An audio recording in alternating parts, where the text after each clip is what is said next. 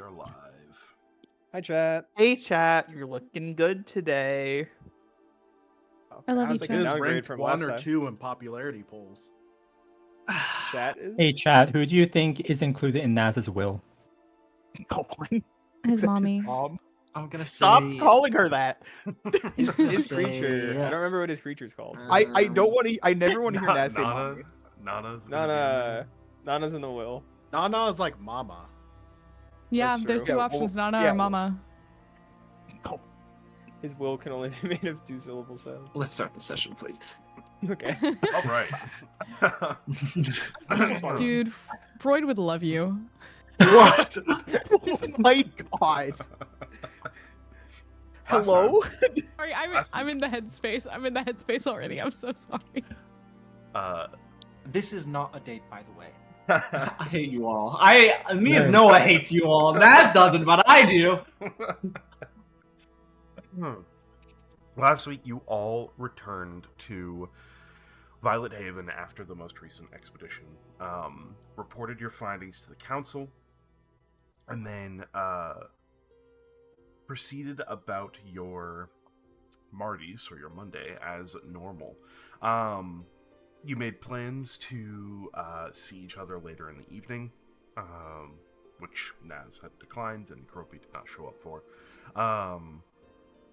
But before that,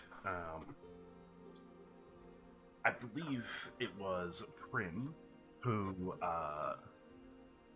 found out that their person of interest that they had been looking into seemingly has died, supposedly to a suicide, or at least that's what the news and the Ashen detective unit has been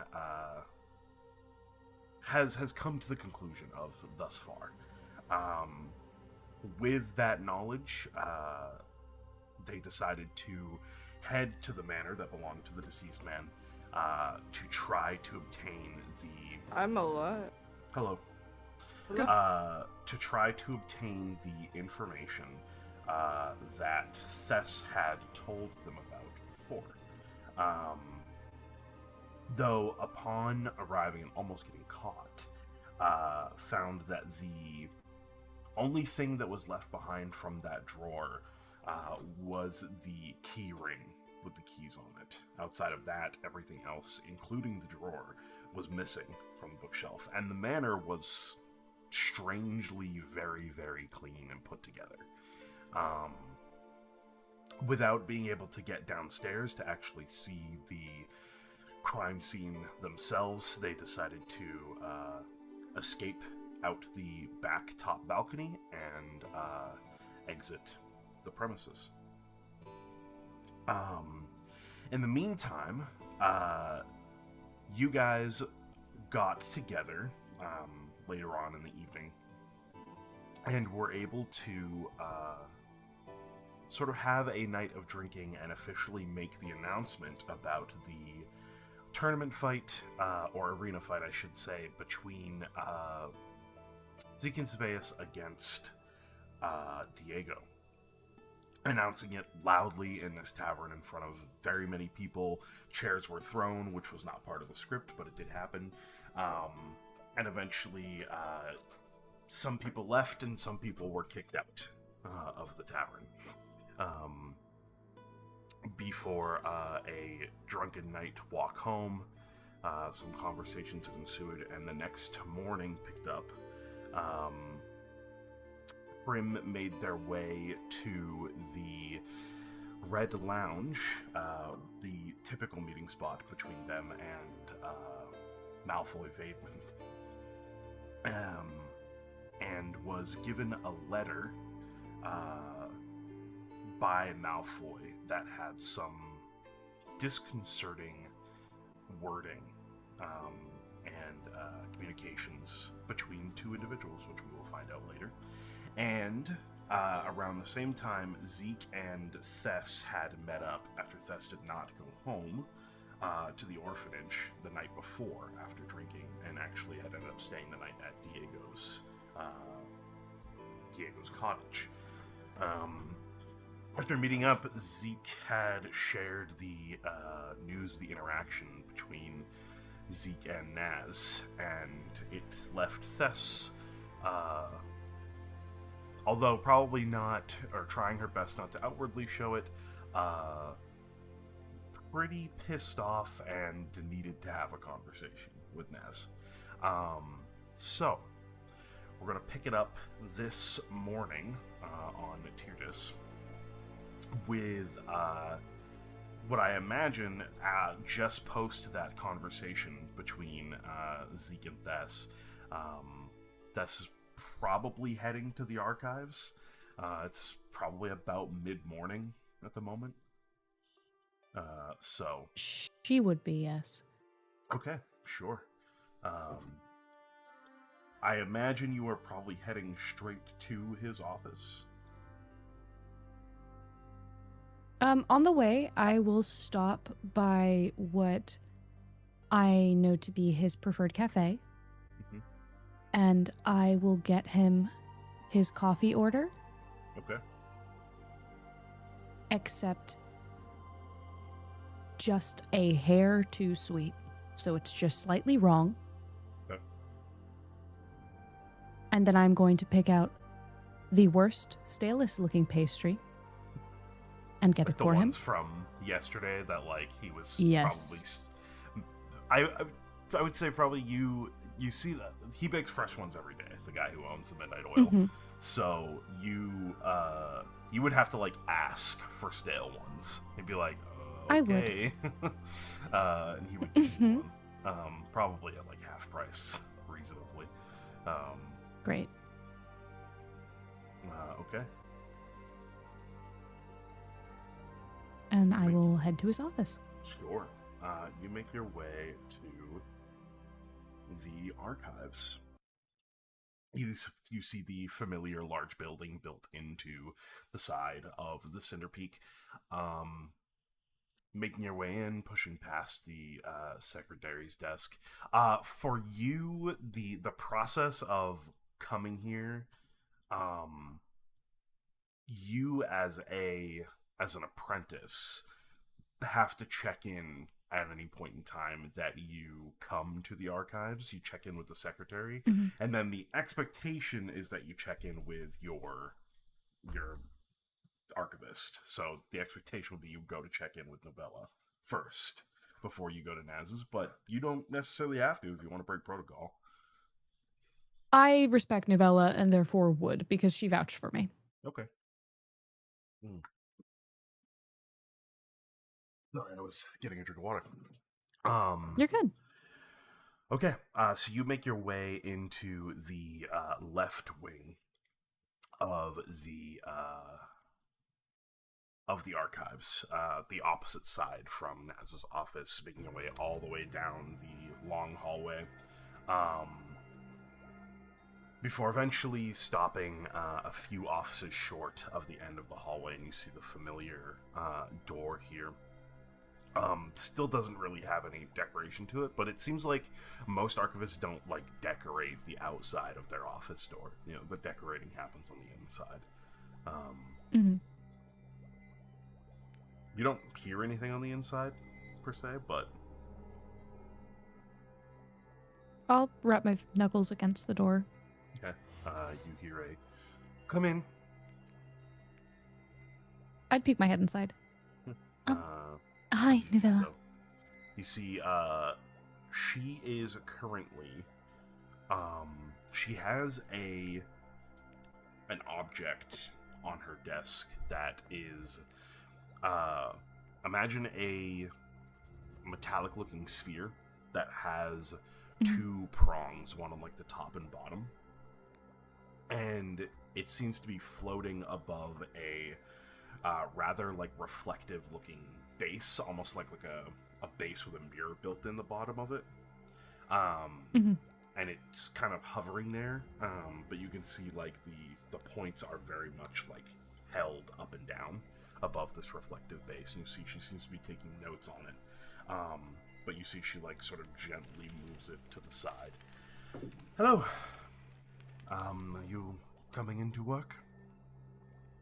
Yes, I am. I need to have a quick conversation with Naz first, if that's all right, but I did want to check in with you. All right. Fine by me. We'll be Thank you. studying this today. Ooh, what is it? Whole runs her hand around the sphere. It is a focusing device. Hmm. I'll explain more afterwards, but go, have your conversation, please. Thank you, Novella. I'll be right back. All right. No, you shut the door, make your way back all the way down the hallway, wrapping around the back of the front lobby, and then down the other hall until you reach Naz's office door.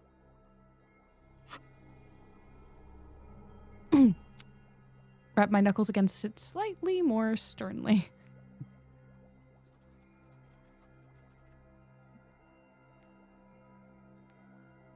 Just hear out. Come in. I would enter. I would probably be having a tea.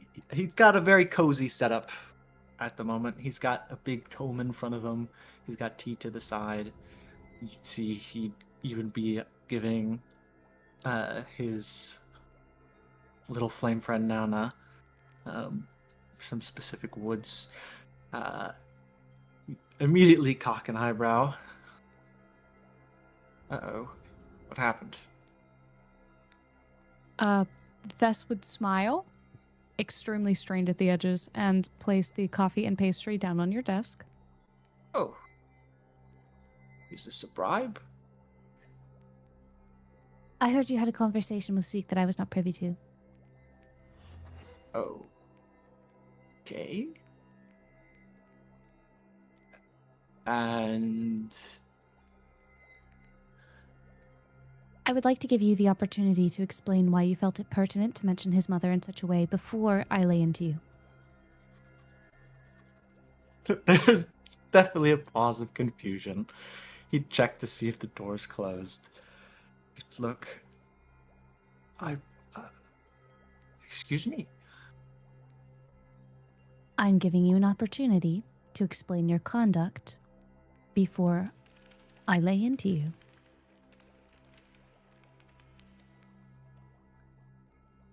Explain my conduct. I'm not quite sure what you mean. If I said Zeke? something to upset Zeke, Zeke should be the person to speak to me on it, no? Not you?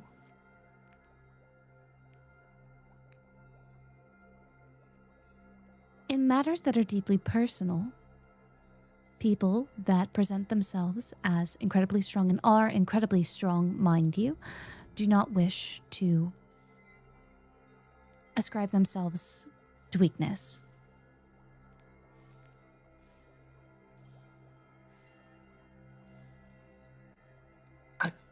I know Zeke is not the type to hide his feelings. You think Zeke is the type to walk up to you and say what you said about that deeply, deeply personal thing hurt me? That thing which you had no right to touch upon and could not begin to understand? Are you speaking of the time he hallucinated and saw his mother? You see her head swivel a few times, like she's biting back words. That would be the one.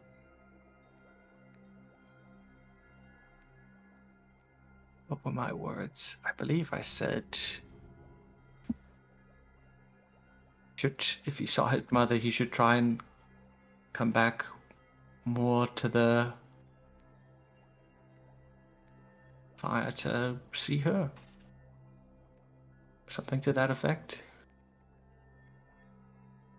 Your implication being that in this arcane anomaly we do not necessarily understand, some of which believed to be divine in nature, in a sense, or at least akin to divinity in the way that it is seen and praised and worshipped in a way. You see this arcane anomaly you recognize that there is no way we can begin to comprehend it as of yet, and we do not have a true understanding of its inner machinations. And you say, after miraculously, Brutus was all but healed, if not changed, healed, that surely it was on a failing of Zeke's mind that he viewed his mother. After several inexplicable occurrences, one after the next, that was the one that was so unbelievable that it must have been a failing of his mind. That one. I'm not saying it didn't happen. That's what you're saying. You did. You did. Hallucination implies that it did not happen, and it implies that it is a failing of his mind and that he was so desperate that he saw it. And that is Okay. how he internalized it. She just is very confused. Naz, if you fancy yourself a linguist, you have to be less reckless with your words.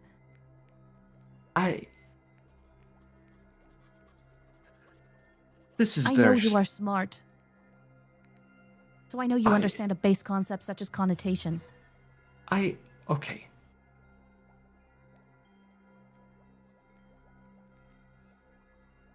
Feel as though this is a bit...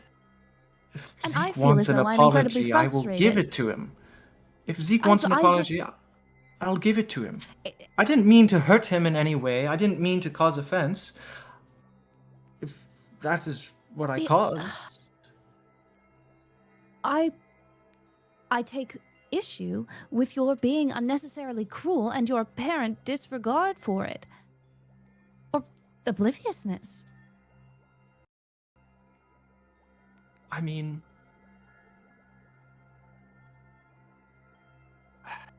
He said he saw his mother standing before him. Yes. And I'm that not was an saying he incredibly didn't vulnerable see thing to that. share with you. But you did. You did say that to him. After he was incredibly vulnerable with you. Do you understand what that's like, flaying yourself open, letting someone see your innermost parts? That's what it was. He all but cut himself open and let you see his organs. And what did you do? You took them out to examine them. I apologize.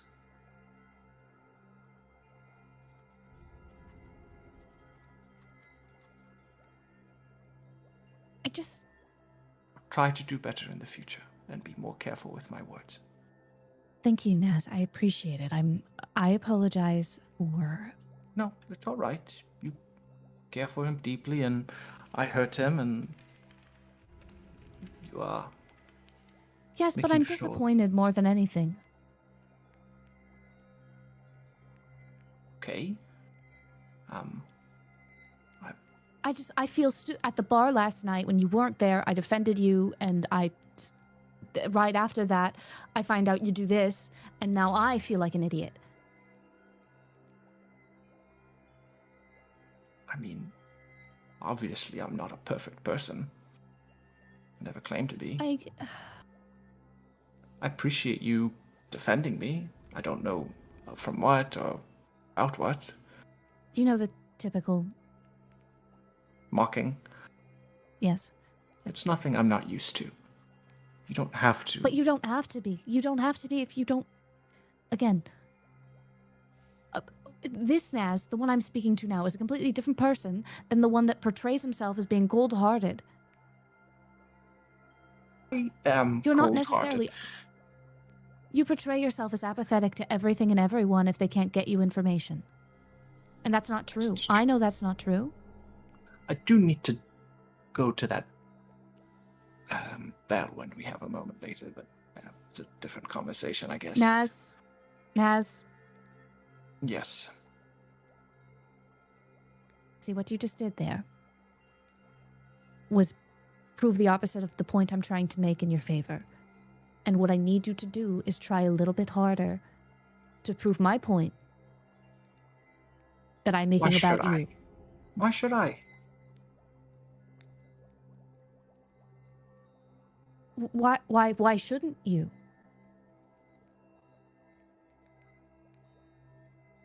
Give me a reason. Explain it to me. Elucidate Why I me. shouldn't be cold-hearted? Why should you not prove my point? And your point being? That you're not a cold-hearted bastard that only cares about information and has no empathy for human life. Some might call that sociopathic. Explain to me why you should not prove to me and others that you are not a sociopath. I think a sociopath is a bit of a stretch. Okay. Prove it. But I'm certainly cold-hearted.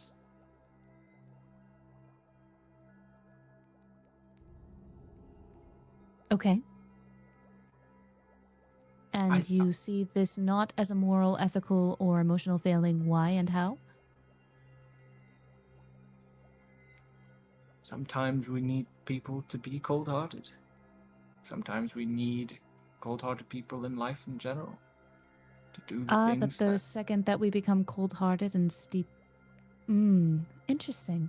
So you want to be a war mage. You want to be the best war mage there is, and yet you are playing into the very principles that make war ruthless and everlasting. The second we start seeing people as pawns, there's no way for war to be won or to be lost. Really, then war is just war. It's a machine. Cecily, So... I think you think me smarter than I am. I hope you're smart. You work at the archives. You're an archivist. Naz, sincerely, and please pardon me for saying this, I sure fucking hope you're smart. Will you please keep your voice down? Sorry. I sure fucking hope you're smart. That's...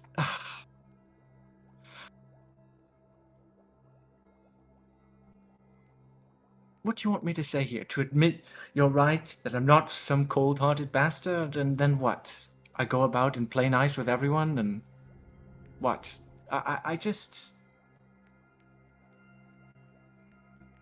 You just what? I fail to see where this all leads.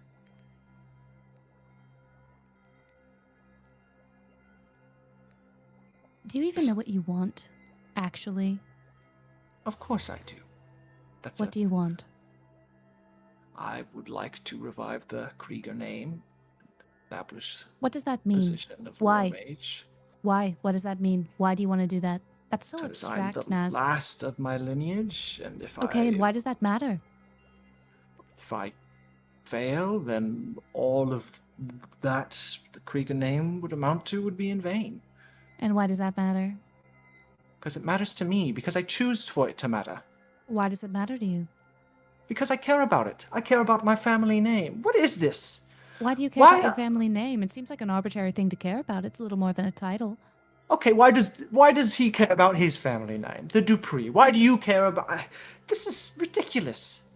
Everything's arbitrary. We choose to care about things because without caring about anything, life has no meaning. Because I love him and he loves his family. Okay, great. So why do you care? I just So you love your family. Can you not? What? Can you not say that you love your family? Is that not why you're doing this, to revitalize the family name? Or do you feel some pressure on yourself as to not be a failure? As to not be the weak link? Which one is it? Or is it something else? Please leave my office. What is it? Naz, what is it? Why do you care? Please leave my office. Why do you want me to leave your office? Because this is unprofessional. It's unprofessional? Yes! We are at... I'm asking an archivist questions.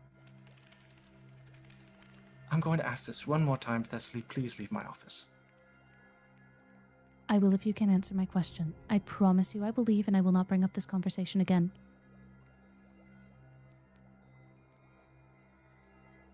I guess I can leave early then. He starts packing up his things and closing the book. Bess would cross her arms. Why are you so reticent to answer this? I don't need... Is this how friends act? Yes. Constantly questioning each other? When the other option is for you to swim your way through a nebulous little soup of self-doubt, yes. You think I doubt myself? Oh, yes. No. And I'd rather you not. If you can't answer the question of why you want something deep at its core, then what are you doing, Naz? I told you. I told you what I want because I want it. But you couldn't tell me why. Not really. Frankly, Ness, I don't care about the answer. You could say anything. I wanted you to answer for you.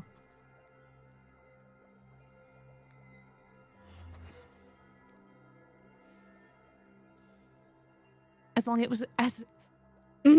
Just throws up her hands. As long as it was a genuine answer, I would have been happy. I didn't expect, I didn't Okay. want. You want the answer? Yes, I do. I want to feel powerful. I want to feel in control. You've called it and said it before many times. That is the root of what I want.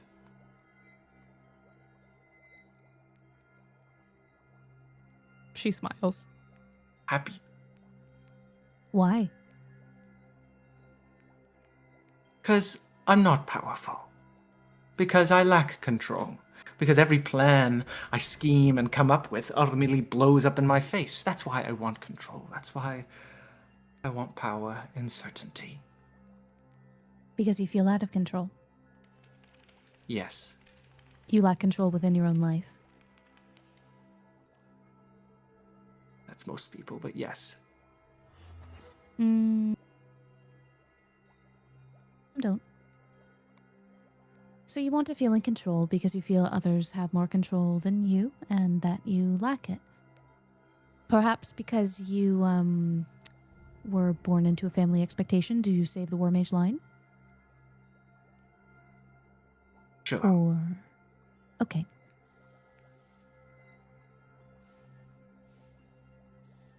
I'm not a licensed therapist, so I'm going to drop it. But I think maybe think about some of the things we talked about today and apologize to Zeke, or I'll break your fingers with my brain.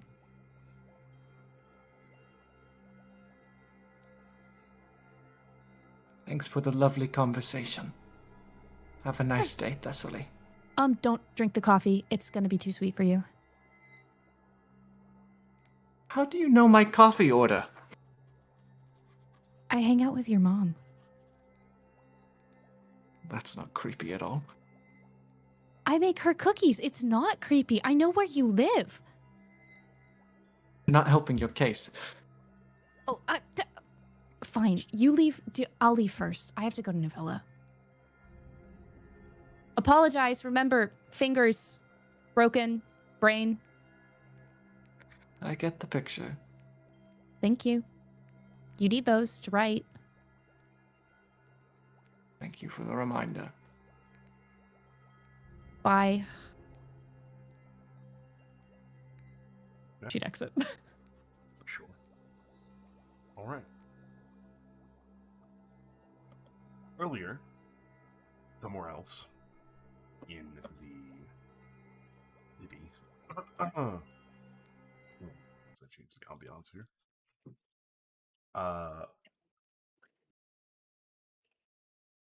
I believe Prim had just finished reading a letter that was handed to her by Malfoy Bateman. Mm-hmm.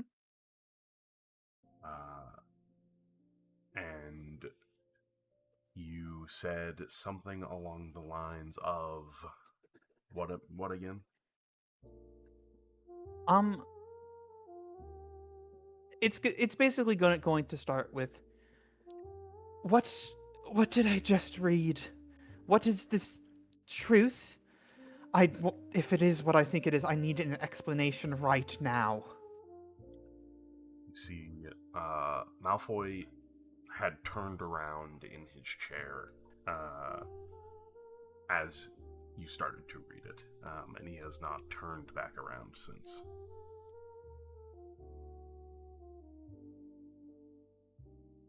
So you're just going to sit there and say nothing?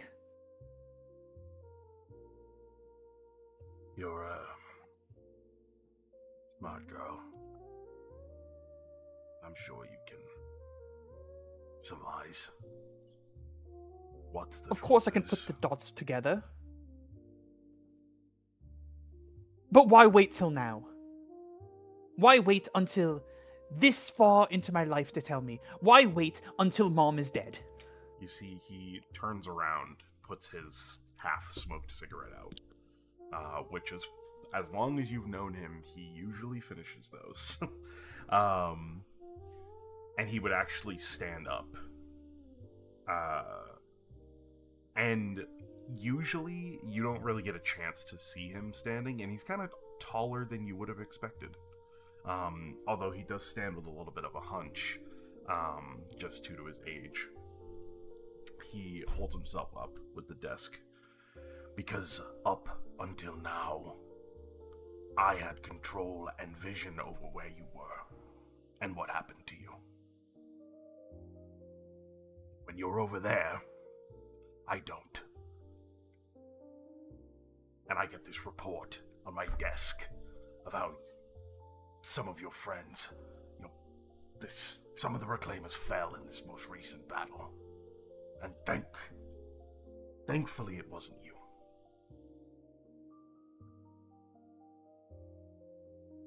I'm not going to stand here before you and tell you that I've never cared.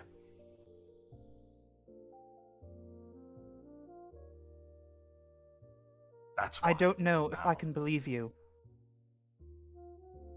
Then don't. You say you had so much supervision over me. You had so much supervision over my sister. If you had so much control and supervision, why didn't you save my mother? Why did you let her die from the sickness? I had to turn to the man who I thought was my father for help. I thought he was the only person I could turn to for help, and the only thing it did was kill my mother faster. All it did was leave my sister injured. These past 10 years have been like hell. And you did nothing? And you've known for this long? She could still be here.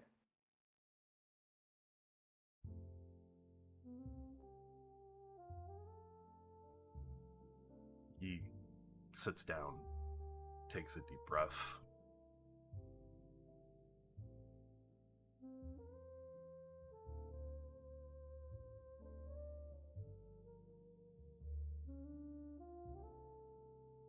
If you think that the doctors she had seen, the herbalists, alchemists in the wilds, none of them could do anything, what makes you think I could do any different? Or that I didn't try?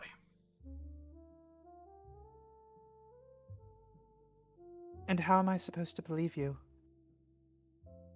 You waited this long to tell me this. I waited this long to tell you this because it was a matter that she left in my hands.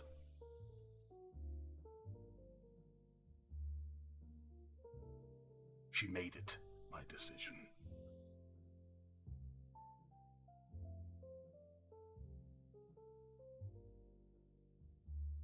Have you told my sister? No. Does she know? No. No. She does not. Are you going No. to tell her? Can if you wish. This should not be up to me. You should just do that.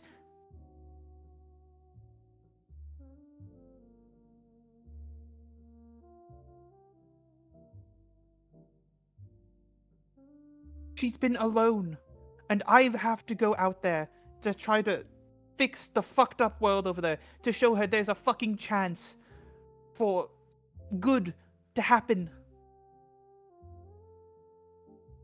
And she's had more family this whole time and hasn't known.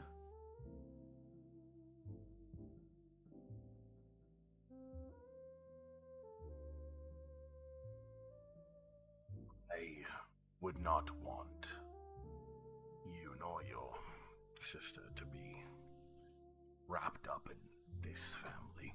You see, he says with air quotes.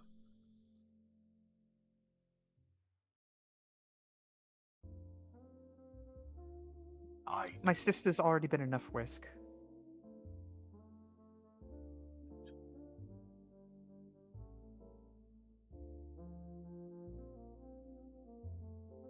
You can keep going. I do, and what my family does, is not something for the likes of her.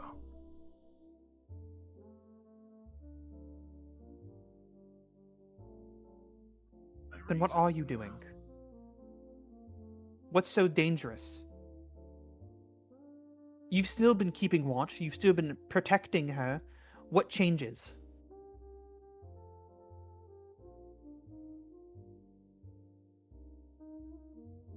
My fear is that were she to know,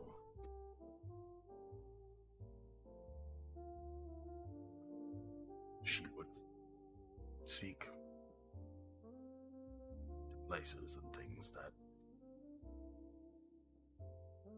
quite frankly, I don't think she would want to.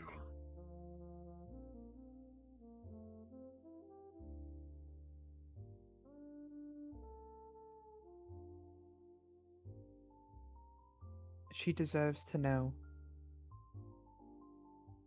Simple as that.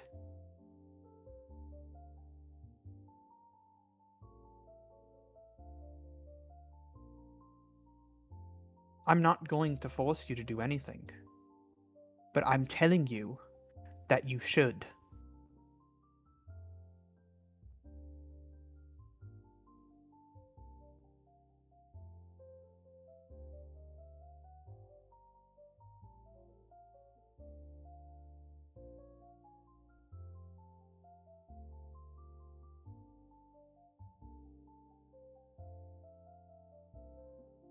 I need to think on it.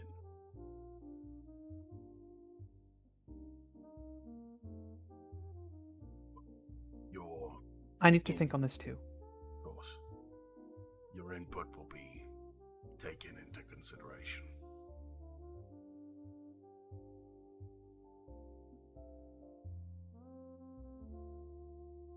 Of course.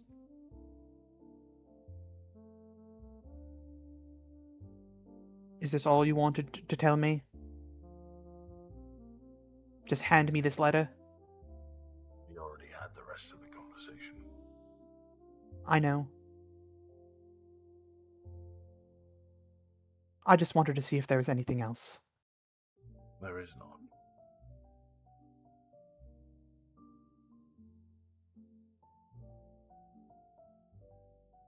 Then I'm going to head out.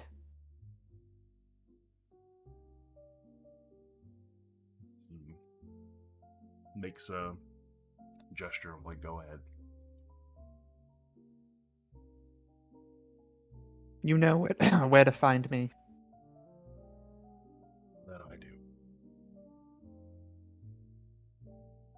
Do you leave the letter?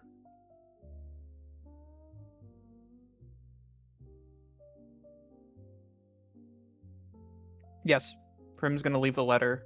Prim's actually going to walk up, put it back on his desk, and then turn around and leave. Okay. All right.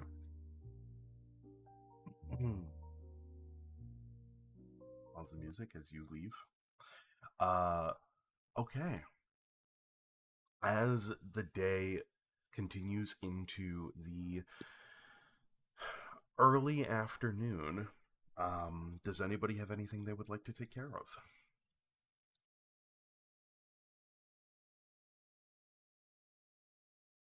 Guys, I'm just working. Sometime in the week, we gotta go to book club.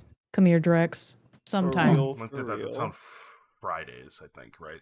Yeah. Fridays. So Yeah. That's end of the it'll week. be later. I week. guess I'm going to the fucking orphanage. That's right. Right now? He likes I his fiends. just want to get it out of the way. That's what Naz would want to do. Okay, very well. All right, you make your way down through the ridges towards the point where the Azure District and the Undercity and the Wilds sort of meet, and you see the midday orphanage in the kind of relatively intense summer sun as we progress further into the middle of summer. The heat is beginning to pick up, and I would say you could probably see, especially coming across the ridges in the distance, there are sort of thick storm clouds, but they're a ways off. but you can see them nonetheless. But you make your way down the hill and find yourself at the front door of the orphanage. Pretty sure Naz has gone to Zeke's office before. Yeah, I mean, I think if I remember correctly, I think you walk in Yeah. and there's like a set of offices there. Yeah, Yep. that's There's he's the just main gonna. lobby, and it's just a back row set offices. It's on the lower floor. That's But where he'll what go. time of day is it? It'd be like just afternoon. Oh, okay, cool. When you walk in, the door's just open. The front door is unlocked. It's during the day, so Knocking on Zeke's office. Well, it's the open, door I is think open. you said. Oh, knocking on The door Zeke's is open, office so door. You probably Still, would already see Zeke is in there, feet kicked up on the desk. Brutus is eating something. He's eating a sandwich. It's noon. It's lunchtime. you'd see Naz would enter. He looks miserable. Hey, Naz. What's going on? Hello, Zeke. You look horrible. Good to see you too. Close the door. Something going on? Apparently, well, I've come to apologize. For? Thessaly came by and made it apparent of my poor choice of words during the time when Brutus came to life. See him rub his temple. Oh, I told her not to say anything. Oh, I didn't think you meant anything by it, honestly. Just probably maybe not the best thing to say in the moment, but I told her not to worry about it. Well, Did she say something? few things. But nothing unwarranted, I'll say.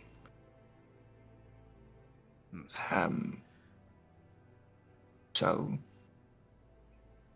put it simply, I apologize. And in future, I will try to be more selective with my vocabulary. Well, I appreciate that. And I'm sorry I kind of ratted you out on No, accident. it's fine. Anytime I say something that hurts you on a personal level, let me know, I guess.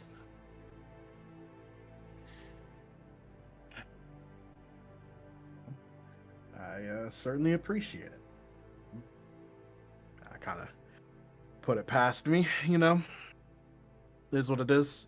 You said probably what logically made the best sense in the moment. Looking back on it, I honestly understand what you meant by it.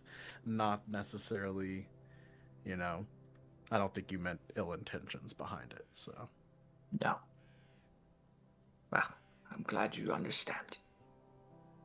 You proceed to get up. I will be on my way now. I hope you enjoy the rest of your afternoon and evening. You as well. Just go back to eating the sandwich, kick his feet back up on the desk. So he'd go, as soon as he's around the corner, he just lets out a heavy sigh, like, nah, that was fucking not worth it. Naz, can you roll a d20 for me?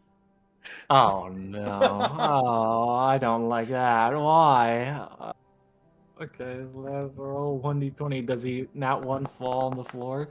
Okay, I crit. natural Why? 20. I don't know. Okay, never mind. I would say, actually, no. I would say, as you are walking out of his office and sort of making your way across the main lobby, you are sort of in your own thoughts for a moment, and you don't hear the, group of kids that are running down the hallway. And you see, just in time, this group of maybe 4 or 5 kids that come running into the main lobby and almost plow into you, but you narrowly avoid it with a natural 20. He says nothing, but he mumbles to himself at the And they kids just keep going running. by. Darn gosh darn it, kids. Pretty much. Okay. The old man. Cool. All right. I would say, Thess, probably What's up? during your and Novella's lunch break, she would tell you that she actually needs to speak with Drex. Okay. If there's a way that you can find him or contact him. She figures you would probably be a little bit better at finding him than she would. I'm gonna try to look for him. I've been worried since he went missing. Sure. Yeah, it makes sense. I'll go look for him. Sure. You can actually see as you make your way out of the archives, you can see there's probably a storm maybe an hour off that's coming. Oh my god. You see thick, dense storm clouds in the sky that are like slowly approaching the island. Okay. Oh my god. I'm gonna check back at the cafe. Sure. And if Well- he's not there, I'm going to retrace my steps. Let me ask, Tyler, where do you think Drex would find himself the next morning? Let's see. Oh, the next morning. Let's yeah, see. Well, One is after going to drinking, be. Yeah. Here's how we're going to do this. I'm going to roll a d8, with Okay. 1 being north, 2 being northeast, 3 being north, and so on. And we're going to see where Drex ended up after last night. Okay. That's an 8, so he's in the northwest. So whatever the northwest section. What is in the northwest section of the island? Not We'll start much. with that. Um, Great. You kind of, to get there, you have to like wrap all the way around, like because you were in the Undercity, like pretty low down in the Undercity. Yeah. And so you would have had to make your way up out of the Undercity and then up through the ridges, all the way through the north end, and like the northwest part of the island is like kind of on. It's kind of like the edge of the north end, basically. There's not much out here. I think the furthest, like, quote-unquote, governmental building that is, like, this far north, and, like, westerly, along the side of the Cinder Peak, because, again, the west side of the Cinder Peak is just, like, basically cliff. Like, it's so steep, and it just goes steep straight into the water. So there's nothing on the west side of the island. Okay. So the northwest is like kind of the part where the north end meets that cliff, that steep like mountain edge. And so the furthest governmental building that is built on this side of the north end would be the Scouts Guild. Okay. But even then, it's not like all the way northwest. Like you to be as northwest as he could be, you would be like at the edge of the north end where it almost like basically drops off and there's like fencing there and whatnot. It's kind of picturesque, to be honest with you, because you have this like steep mountain face just to your left, and then to the right it's like a very sort of like almost, I mean, most of the north end is kind of windy roads and things like that, like a small kind of village. Okay. Broken up by massive administrative buildings. Yeah, I think you'd probably find yourself, if you wanted to be as far northwest as possible. Yeah, let's do that. Like sitting probably like, because you're small enough, you're probably sitting like underneath the fence, sort of in the gap between the ground and the fence, with like your feet kicked off the edge of this like pathway that you find yourself on, and just looking out to the water. Because that's pretty much all you'd be able to see. There are some like trees further down, because you'd have to be decently high up, but not like all the way up, you know. Yeah. Because you're still in the north end, and that's not that high up. Yeah, you're just sitting here looking out over the water, I'd say, probably, if that's where you'd want to be. Sure. So I'd like to make it a little bit more clear. It's not that Drex would want to be here. It's that Drex drank a lot last night, Sure. doesn't remember what happened, and So this is like I'm where pretty he sure we're woke waking up. up here. Yeah. Okay. Gotcha. With the addendum of he's surrounded by some half-drawn posters and a couple of markers. Sure. Okay. Neither of which he knows where he got the paper or the markers from, but Okay. he has both of them. So actually, I want to make. Can I have Thess make a knowledge check for me? Because I feel like if you stumbled across the posters, there's probably a trail, like a line, if you follow where the posters are pinned up, where you might be able to find him. Though it's noon now, I so agree. if you think that he might be somewhere else now, that's up to you. But I guess it depends on how early he got up. I think I'd like to think more specifically because he was up all night making posters, he slept well into so he's like slept noon, in. so. He might even be still be asleep, to be fair. Yeah, fair depending enough. on how early you find her. Sure. Could I use Crow Mindset on this or no? I wouldn't say for this, because this is trying to piece together that, okay, these posters are Drex, and they're clearly moving in, like, a specific direction. 16 with fear. 16? Yeah, I'll say that's enough. You notice a poster nearby as you're sort of moving about the north end. And you can see one, like, not far from where you are, and you see they seem to go in... Like, you can see two more, basically, and you can kind of piece together that there is a clear line, like a pathway, almost, between these three. And moving to the next one, you're able to see, okay, there clearly is a pathway of these posters. And, like, they're not the professional posters that you would expect for an event that is designed to be this size, right? So you're like, these are homemade posters. These are Drex core. Yeah, and I think did you see one last night? I can't remember if you did. But I think, I mean, that was for sure Zeke and Prim. That's right, yeah. But I probably would have seen one while walking with Diego. Yeah, or probably this morning at some point, to be fair. Yeah. Sure. But I'd say with the 16, even if... I'd say that's high enough that you could piece together that this is probably Drex. Okay. And so you follow them. Eventually, you would reach the far west side of the north end, on the northwest side of the Cinder Peak. You'd have to, like, wrap up a couple of sort of windy pathways, because this whole side of the north end is basically just a bunch of windy pathways that go back and forth, because the mountain starts to get really steep here. And so you'd find yourself sort of winding down until, actually, I guess it would technically be, yeah, you'd be winding down the pathways until eventually you see a small familiar figure that is sort of passed out underneath a fence with a bunch of paper and markers and shit around him. Oh, yeah. I'm going to grab even the unfinished or posters that look finished but are incredibly sloppily done. I will take them and put them in my side bag. Sure.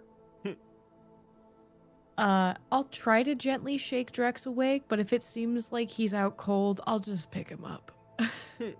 I think if you nudge Drex, what time is it at this point now? Like noon? Like a little bit after past noon now.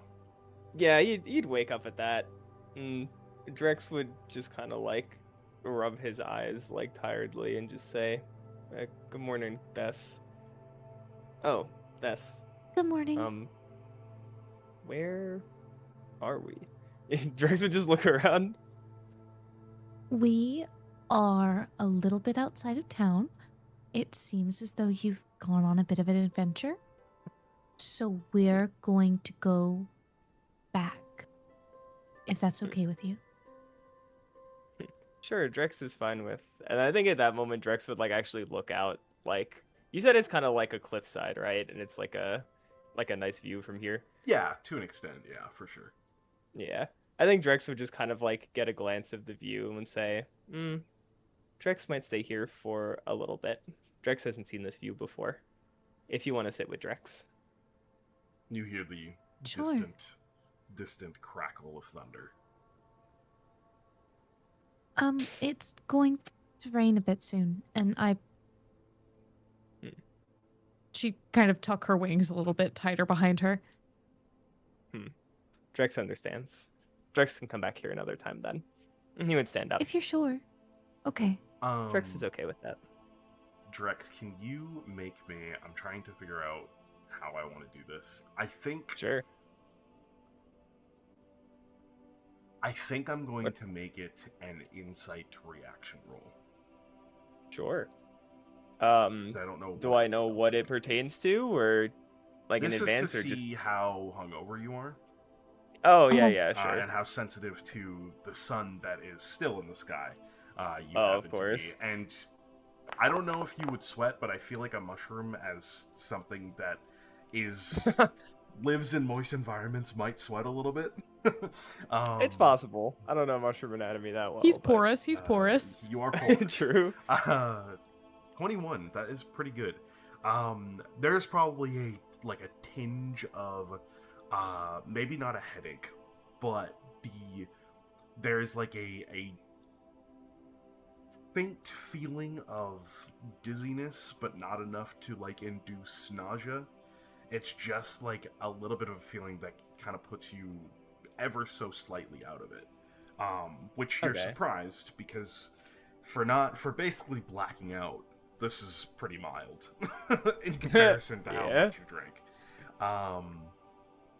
But yeah, the sun is kind of just a little too bright for you, which normally it kind of is anyway on really bright days, but in this instance it is like especially bright. You kind of like have to pull your do you have a hood? I don't know if you have one that fits over your cap, but I guess you kind of just like No, the cap is kind of like doubles. yeah, as a... yeah. So I guess you kind of just like Yeah. adjust your cap a little bit, so that the sun sort of is less affecting you, and so almost kind of being thankful that there's storm clouds coming to like take the sun out of the sky. Yeah, that sounds good. Okay, you guys are heading to the archives. Yeah, and then I think Yes. that, or while we're walking, Drex would just turn to Thess and say, "How has Thess's day been?" My day's been okay, Drex. Thank you. It's been good so far. How about? Drex is happy to hear that. Well, I guess your day just started, didn't it? Drex thinks so. Drex doesn't remember a whole lot of what happened, but You made a few posters and put them up. You were very helpful. Huh. You're doing just as Interesting. much, if not more, than Prim in terms of PR. So Drex doesn't quite remember Good job. doing that. But Drex will believe you. Thess would take one of the half-finished leaflets out of her bag. Huh. Drex did a pretty good job. This one isn't. I finished, think though. it's I'm some sure of your you're- finest work. Probably also seeing some along the way as you're walking. Oh Yeah. yeah. Drex just like would just kind of like admire his work a little bit. Maybe like pull out a marker and just like add an extra line or two, or he's like, yeah, this could use an extra line here or an extra word here. So, but otherwise, as we're walking, I think maybe like 75% of the way through the walk, Drex would say, "Where are we going?" Oh, I was coming to find you. Are we going anywhere beyond that? I mean, we're going to the archives. If that's okay with you, Nuvella said she had some things she wanted to talk to you about. And Sure. after, maybe we could get lunch. Drex would like both of those things. Ooh, or while you're speaking, do you want to stop for a pastry on the way? You haven't had breakfast. Drex is kind of very hungry now that you mention it. Drex Here, thinks that's a good let's- idea. Stop, it just took me a little bit longer to find you. Drex is okay with that. Okay. All right. Pastry time. Cool. And I get him a not stale one. Yeah. Cool. One of the ones that was Much made today. appreciated. He gets That's awesome. regular pastry because he's not on my shit list. That's hype. Sorry, give me 1 second. I'm just checking one thing.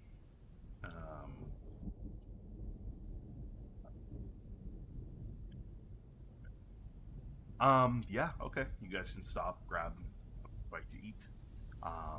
Yeah. Before heading to the archives. Mhm. Okay. Maybe you can make a question. I'm responding. Gotcha. So, making your way to the archives and then eventually to Bella's office. You step in, I didn't describe it before. It does look a little bit more put together, but it is still piecemeal in here. Is it still cramped in here with like 3 people in here? Oh yeah, I mean the office size definitely Okay. has not changed. Cool. It is still pretty rough. There's like enough space for you and Thess to sit at the desk with Novella on the other side, and that would be like the extent of space. And then like you might be able to fit one more person standing like behind the two of you, but with the filing cabinets, the shelving, sort of the just making the best use of the space that she can. Yeah, it's tight in here. Okay. Give me 1 second because you're not outside anymore. Gee, ambiance.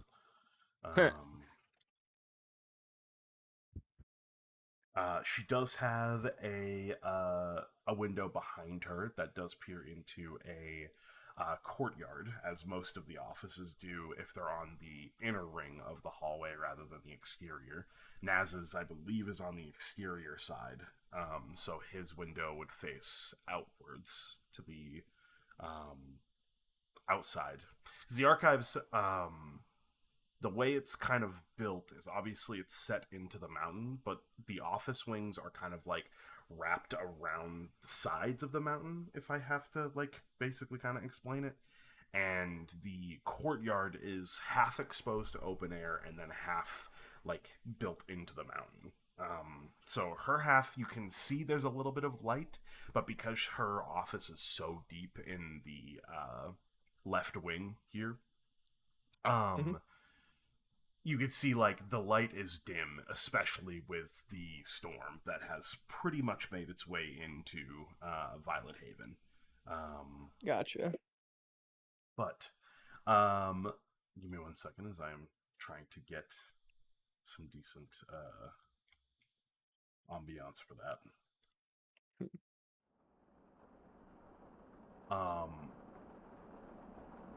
But so you step into her office. You see she sort of straightens her posture as you make your way in. Drex, fantastic. Thank you, Cecily, for finding him. Of course. Nice to see you, Novella. You as well. I believe we had a chat about your box. Yes. Drex would nod. Unfortunately, Drex's box didn't make anything else, but oh, sorry. Drex can let you speak. Okay. I did some research while you were away. And I think I have some ideas, but I would need your box for a little while. If you don't mind me sort of tinkering with it a little bit, I might be able to improve upon its instabilities. Drex would appreciate that. Right. Drex doesn't mind giving up for a little bit. Drex noticed it doesn't really work here anyway, so. Fantastic. It's going to make testing a bit hard. Perhaps there's a way I can force it to work, but I don't know. That's just theorizing. I found documentation on the creation of such an object. With a little bit of modification of some of the runes and the sort of formula that was put together to make it, hopefully I can do something with it. But Drex would appreciate that. rest assured that if I do fail in this process, nothing is going to affect the box as it currently stands. I do have to let you know that some of the components to modify such an enchantment can be a bit costly. So, if you have funds to put towards it, that will alleviate the strain. But, of course, if you don't, I can always pull from the reservoirs we might have here of such resources. Drex thinks for a moment. How much funds would Novella require? It would probably be on the. And you see, she would give you an exact amount, but because Yeah. Daggerheart does not play in exact amounts, Mhm. she would require probably two bags of coin. Oh, bags. Would be like enough to completely, satiate the costs. But she could probably get away with one. With pulling from the archives reservoirs.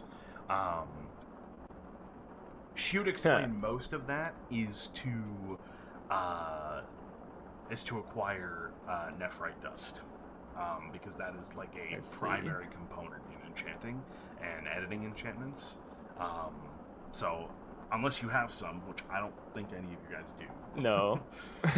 Not only does Drex not have that, Drex doesn't have bags of money at all. Drex has one handful. So we're going to have to probably postpone this.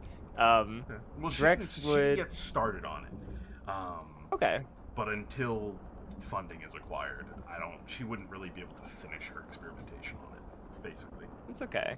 I think Drex would say, Drex hasn't really had that much use for that much money thus far. But Drex could probably acquire it. Drex will see what Drex can do to get the money for that for you. Very well. If you wish, I can get started on it, and once you acquire said funding, then hopefully we can finish it. And I don't really have a time frame for how long this might take. Obviously, I'll try to make it before your next excursion. But, of course, the sooner you acquire the funding, the sooner I can finish, so... Drex would nod and say, Drex just appreciates you helping. Thank you. Of course. And Drex, for now, would leave the box with her. Okay. Alright. And then Drex would say, well, Drex is going to go try and make money. Drex will be back. And Drex would walk out of the room. Alright, I'm interested to see how that's gonna go. Me too. Okay. So, as the storm has rolled in, is there anything else anybody wants to take care of as the afternoon proceeds? Just to specify, Salt, Naz does the same thing he did that afternoon again. Our previous afternoon again. Yeah, that evening. Yeah, sure. Yeah. Okay. Drex is something else that Drex can do. But we could wait, unless anyone else has anything to do. I have to give Karopi cigarettes. That is true. Oh, fuck. What? Oh, we're so Yeah. We're so in. Okay. We can take care of that. Are you heading to her shack, if you will? I am, yes. Okay. My shack. Sure. All right. Let me... Since you'll be outside...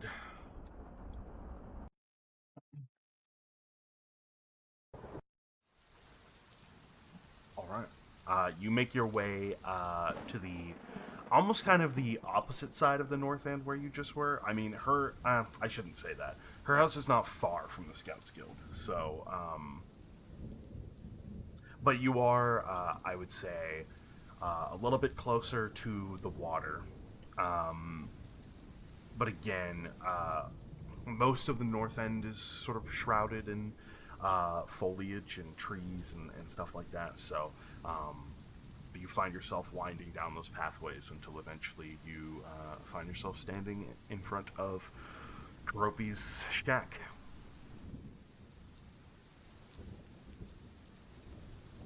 I would at this point I figure the storm is pretty much in full swing or just starting. Yeah, it's kind of like I mean, it did just start, but when it started it was a downpour, so. Okay. I'm going to hold one of my wings over myself like an umbrella because I feel like I'm far enough out of town where I'm not worried about it. Yeah, Karopi's in a pretty secluded section of the north end, so. Yeah. And I would tap my fingers against the outside just to make a bit of noise. Sure. It's this. I would like slowly creep up to the door and slowly open it. Be like, what do you want? The thing that you wanted, I didn't know where to get it, so I asked. So I got it. And you see she fumble in her pouch for a moment before taking out a pack of cigarettes. He actually got them? You said you wanted them. Well, yes, but I wouldn't think you'd actually get them. Why not? I'm not used to people sticking to their word. Oh, well, She'd just extend the hand with the cigarettes in them. Well, at least let me come outside. if In you the want, barn, right? it's, I don't know if you'll be able to light it, or if it'll Where stay there's lit. a will, Actually, there's here, a way, girl. I'll put my wing over her and let it drench me so that her cigarette stays lit. Okay.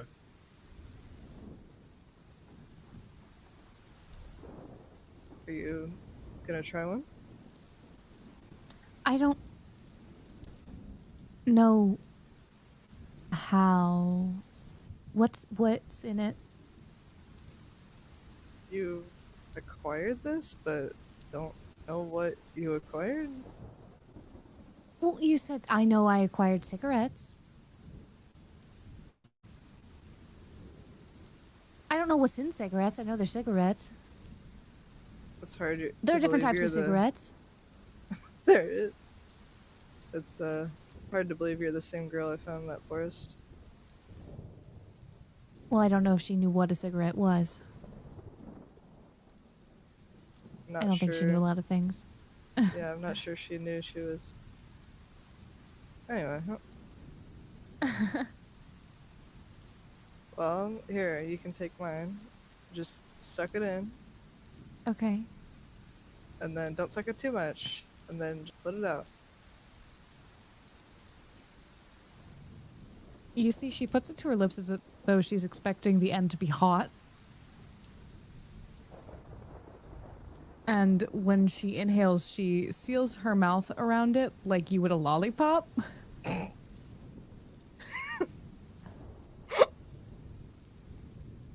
And immediately starts coughing upon inhale. Well, I didn't say eat it. You said to put your mouth around it and suck, so I did. And that didn't work.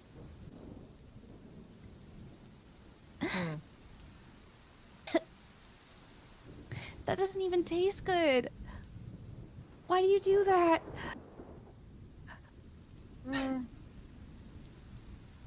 Sometimes it's an acquired taste, but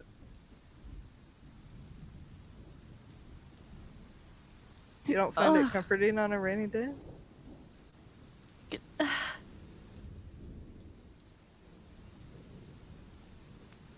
It tastes like I licked a fire poker. Exactly.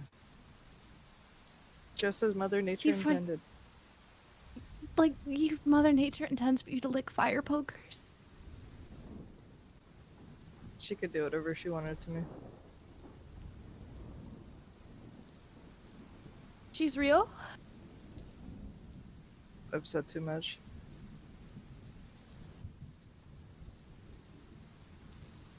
If that's the secret you've been keeping, it's a pretty big one.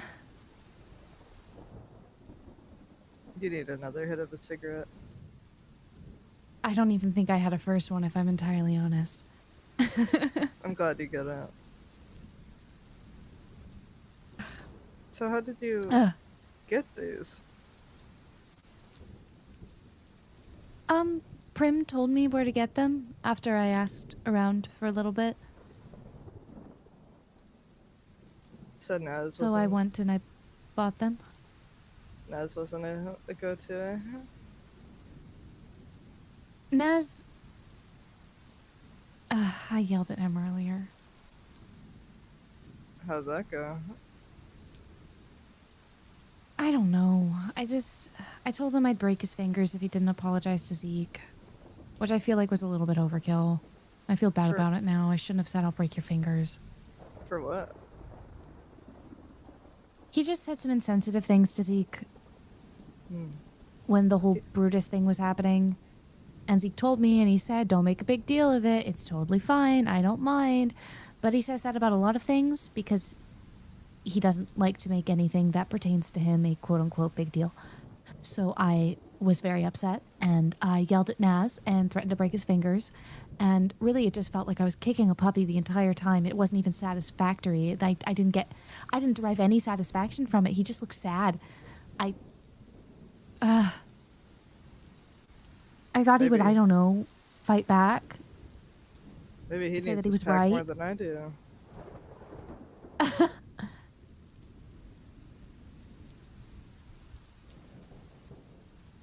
This is why I don't like to get my feelings involved, and I'm already talking to you too much.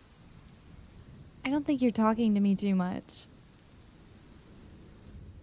Clearly working in your favor. You got a pack of cigarettes out of it. You're different from the others, you know that? In the way that you know that I tried to rip someone's throat out with my teeth before I gained my senses.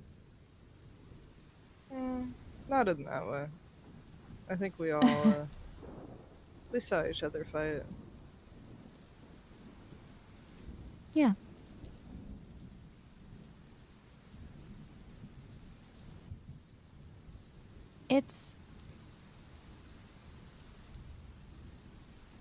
Everyone has something they want. I think it's important to remember that everyone has something they want, and I think it's good to remember that. What do you want?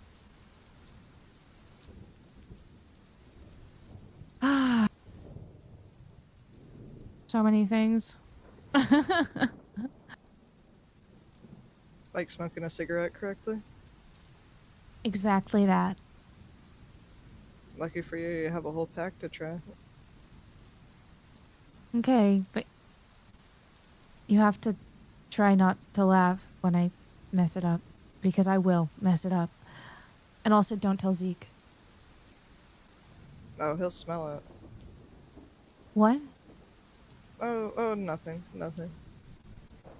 Well, I know I can smell it.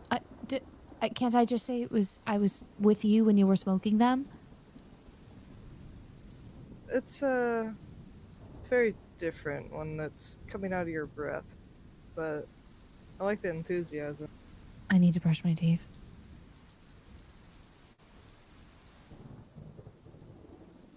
Is this bad for you?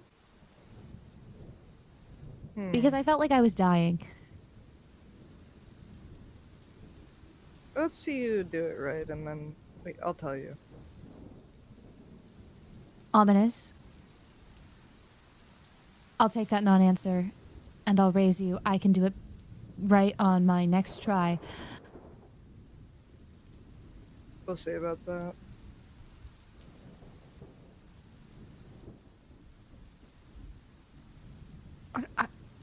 Hey, it's Brooke. Brooke doesn't know how to smoke a cigarette, man. I don't think she's going to be able to do it. I don't know how. I don't think this would get the hang of it. No. Like, I don't think so. The person piloting her body can't do it. Maybe I'll have you do a roll, but then I'm like, no, that doesn't make There's sense. no I way. just don't think she would succeed.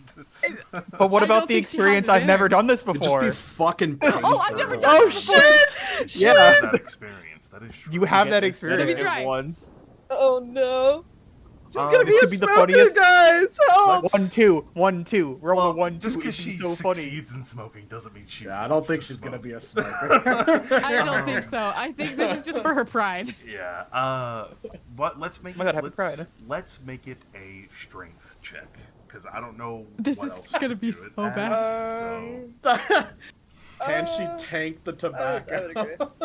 Can I I would take agree. tobacco? Okay, we're gonna see. Oh, it's so bad. That's pretty bad. At least you get your hope back. I get my hope back. I'm very hopeful about it. yeah, The hope is that I'm not going to become a smoker. Yeah.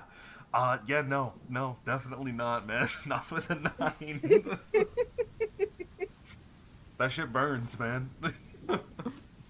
You've only ever had air in your lungs, and filling them with smoke does not feel good. Why is it spicy? I would just like use my tongue and just take the cigarette from you and just eat the cigarette raw. What? What? You said not to eat it. You told me not to eat it. What? That's This you, is a double sweetheart. standard. What? Okay. I'm sorry. I fucked it up 6 consecutive times, but maybe the next one. You could have just told me no. I'm just messing with you. I don't need to have Zeke after. He doesn't have to know. And it was fun to try. I don't tell Maybe him stick everything. Stick to not smoking, maybe, for you. We can get you candy cigarettes. Candy? Wait, they make candy version? That seems bad for children. That sends a bad message. Also, is this bad for you? You said you would answer. Oh yeah, it's horrible. What? Why do you do it? I don't got nothing to lose. You, You're- on the other hand, I feel like you have your life to lose, among other things. I couldn't care about that. I've done this enough for today. I'm not going to do it again. I think that you should, because I would be upset if you died. And then if you die and I'm upset, then I might die because I'm upset and distracted. Can I have you both make a roll for me? Sorry. Wait, who's What? rolling? Both of you. Normally I don't do this, but this situation, I think it calls for it. I would like Karopi to make a presence reaction roll, and I want Thess to make an instinct reaction roll. Oh, okay. Would this qualify this bleeding heart on my sleeve or no?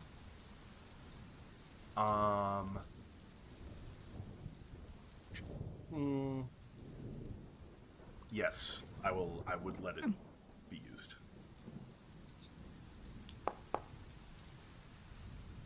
Okay.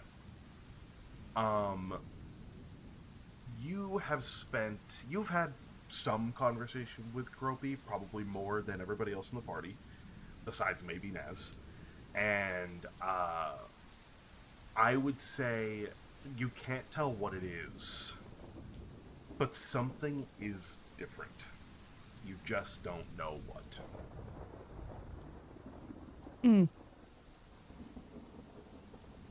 Something's off.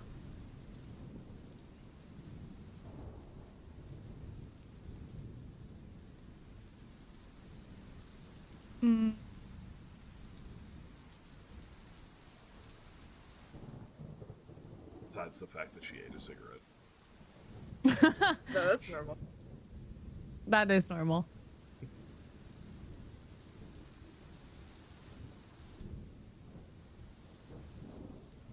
I have a sour taste in my mouth, and it's not just from the cigarettes.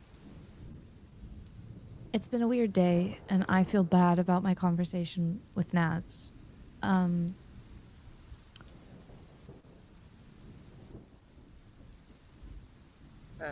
Do you want to do something today? are you asking me on a date? Wait, what? What is... No, wait. This is how Naz feels. Don't get all fuckered. We haven't even talked about what we're gonna do. Okay. What do you want to do?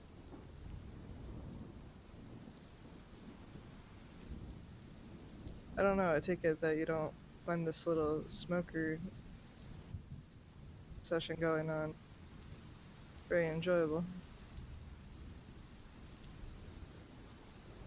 I am not. Candidly, I hate things I'm not good at.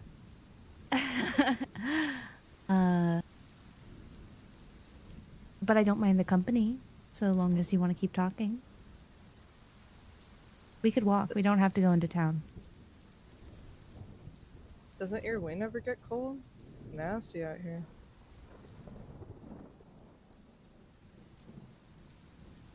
I'll have you know, I survived the frigid wilderness for however long I was there.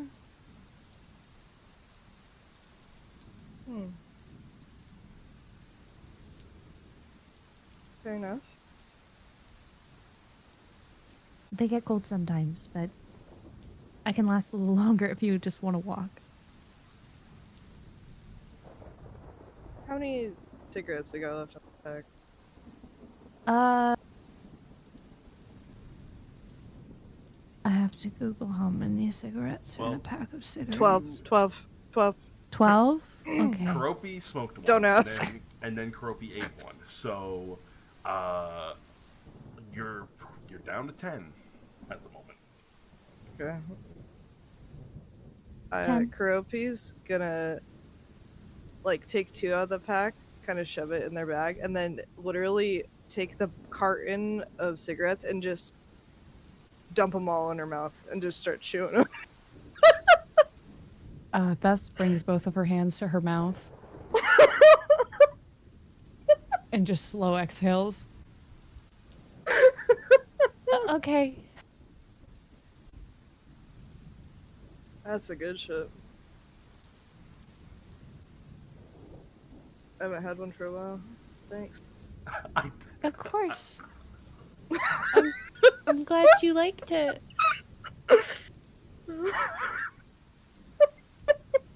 Do you want to go on a walk now? Are you done chewing them? You gotta let them soak a little bit for their full flavor, but That's a lot of paper, man. You're letting them dissolve? Oh.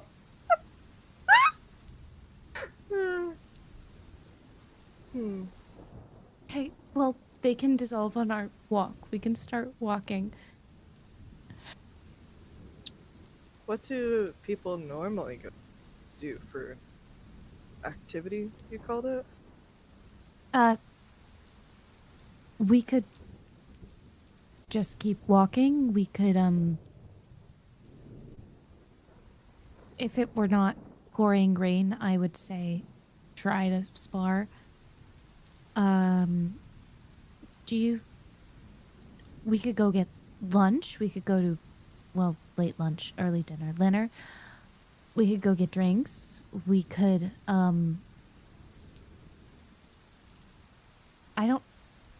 did you have any favorite stories growing up? We could find books on animals. Like old ones about animals that used to be. I never really read a lot of stories. Do I even know how I know to read? so many. You don't know how. You know how to read. Everybody knows how to read. Okay. If you want, we could get you caught up on stories then. I know a lot of them. Is that what you want to do?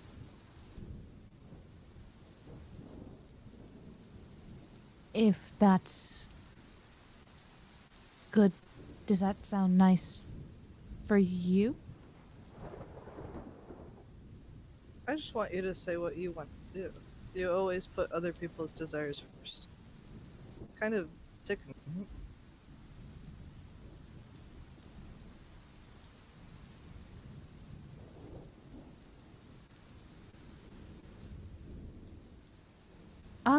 Then why don't we walk and share stories?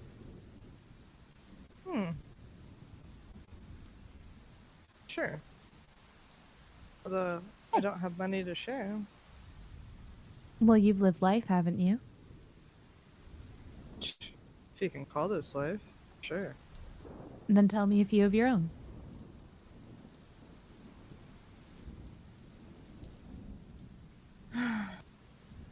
Feel like I don't want to tell you everything.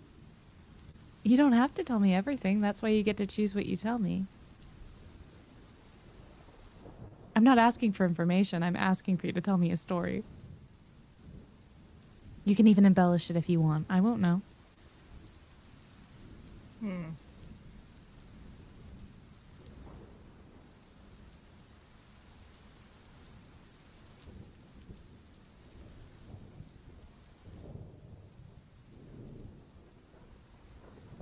I don't really have a Well, story, now that I think about it. I said I wanted to share stories, so I guess you'll have to think of one. I'll give you enough time, though. I can start. Sure. But you better be thinking on it. I just haven't had anything story-worthy. Nor had anybody ask. You've gone on plenty of expeditions. You've dealt with a Naz.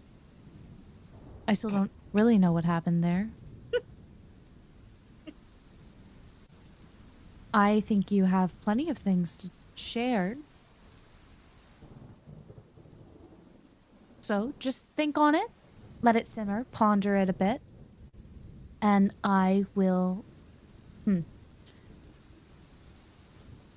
Let's see, do you want adventure? I have adventure, fable, romance, historical fiction. Which do you prefer? I didn't realize there were so many different options. Because I'm a freak who likes stories. I have them memorized. What do you want?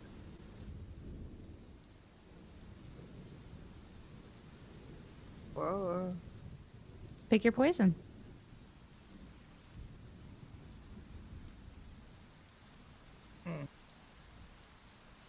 what is romance? I don't even know What it is romance? Yeah. It's, as a genre, it is a trope-filled genre, typically focusing on two leads, which eventually, after much strife and extenuating circumstances, pulling them apart, come together in some kind of dramatic love.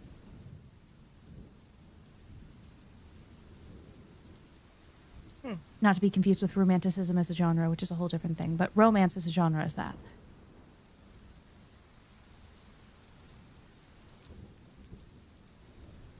Let's try that one. Sure. And Fess would just go on to tell, you know what? Fess would tell the story of Anastasia's gambit. Oh God. Let's go.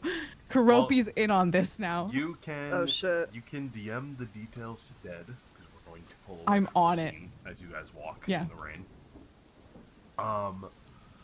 Drex, you said you had something you were going to do. Yeah. Okay. Drex is go. Let's see. There's two things Drex could do. Now I'll start with this one. Drex is gonna approach Saveus. Okay. Where would we find Saveus this evening or this afternoon? Just give me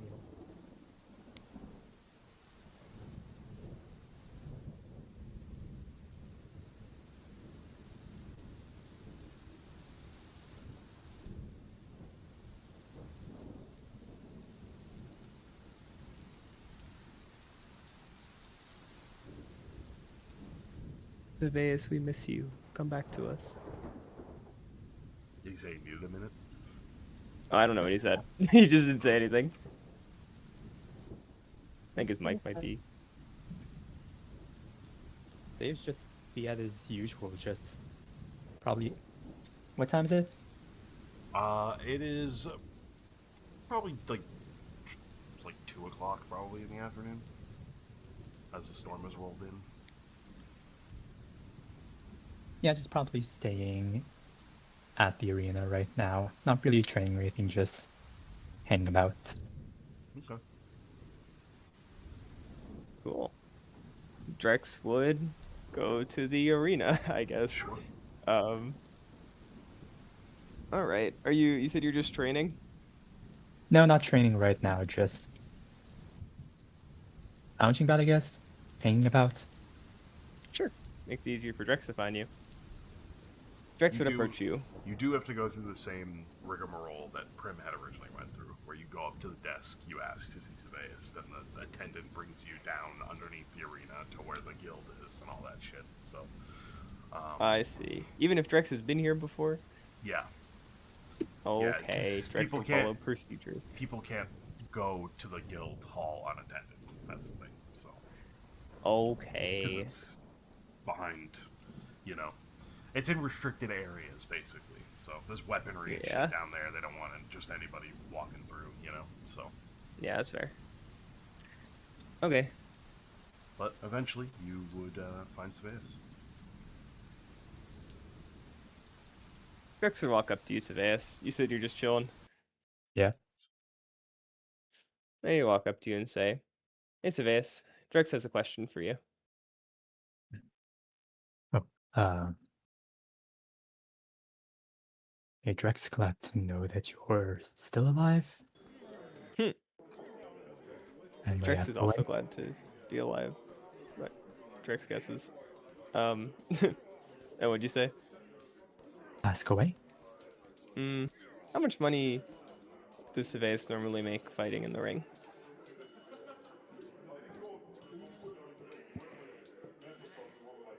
What was the amount that we talked about, Saul? Because it was based off of.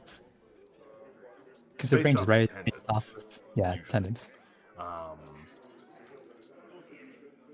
Typically, on a normal night where it's just a normal fight between you and another contestant, you might earn maybe, I would say, like 5 or 6 handfuls on average. Unless it's a particularly good night, then it could go up to a bag, and if it's a particularly bad night, then it could be lower. But on average, probably about 5 or 6 handfuls per fight that you do. This bigger event, because it involves so many, bigger names and multiple people, you'll probably make more. Plus, there's advertising, and there's a lot more of a crowd draw, so you'll probably make significantly more than that, but that's not what Drex is asking.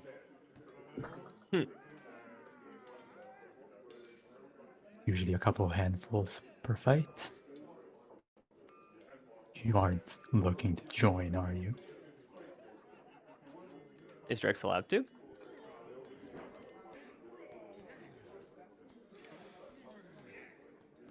Face would think.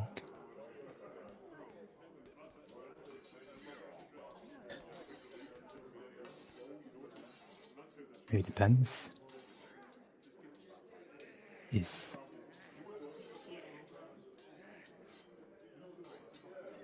that really why you were asking about the pay? Drex needs to make money. And Drex has seen people here make money. And Drex could probably do it. Drex might need a little bit of pointers on how to do it, what the logistics are. But Drex wouldn't mind.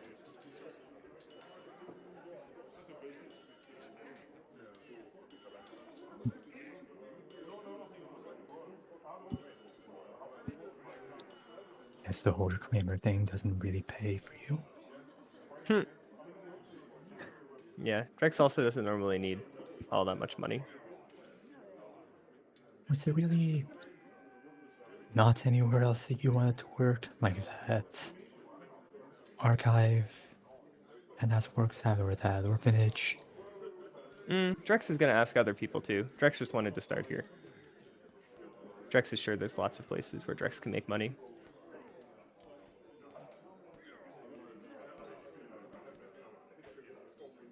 Gonna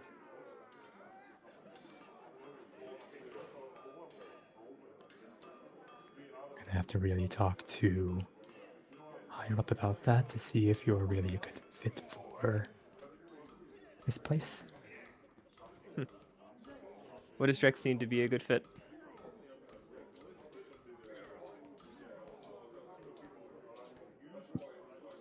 Well, you saw at least one of my fights the other day. It's not exactly the same fighting that we do out on those missions, as you could clearly see.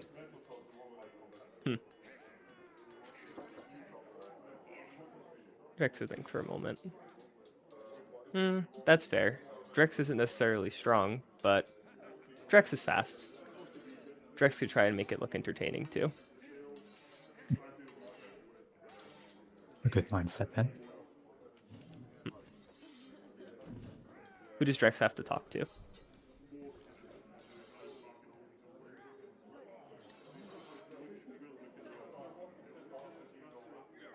Zephyrus would get up from the wall that he was leaning against. Would say he would probably lead Drex to one of the... Would it be like one of the organizers for the fights, or like one of the... Well, it kind of depends, because if it's just the... Typically, it's pretty what's the word?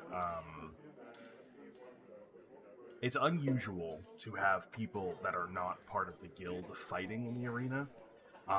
Like, you already had to get kind of special permission to let the fight that's happening in a couple days happen. Which usually requires going through not only the guildmaster of the Fighters Guild, but also the like management of the arena. So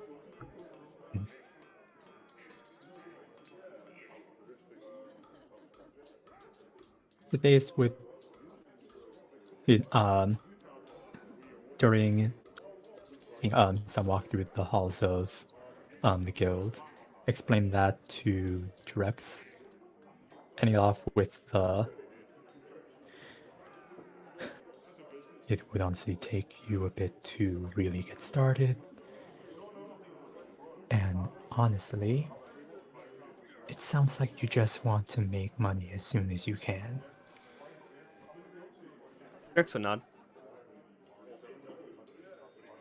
You mind checking those other places first then? Drex can. Drex will at least talk to the people here and let them know first.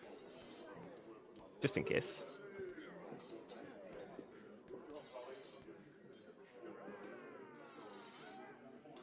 And I guess if you show Drex the people to talk to, then Drex would go. I think the first person you'd probably talk to is the guildmaster, which, Lowell, I want you to pick one of the people that you have in your combatants spreadsheet to be the guildmaster. Whichever one you would like. Hang on, just opening up the file. It's... Sure.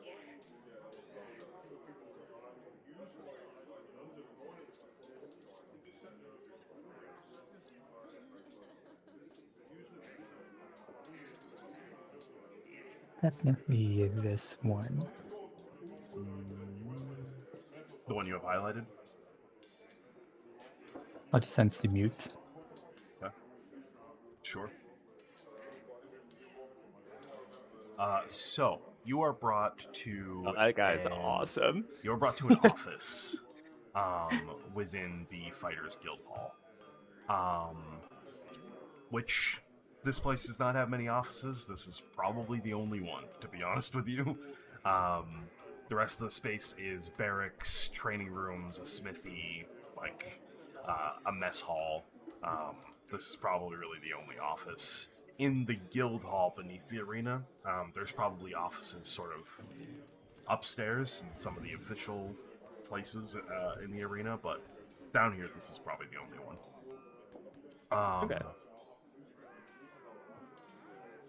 You would, Sebaeus, you would knock, but you wouldn't get an answer, which means he's not in here. So you would have to bring Drex on a little bit of like a look around, asking some of the other fighters before eventually you would end up finding yourself just outside one of the training halls.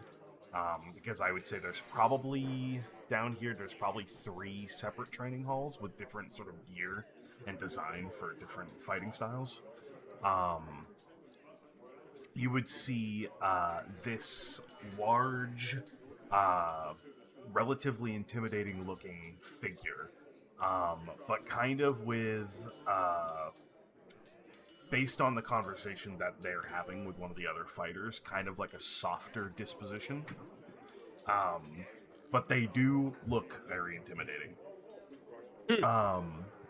Just because of their size. Like, honestly, I would say they could rival Zeke in terms of height, and might even be broader than Zeke, to be honest with you.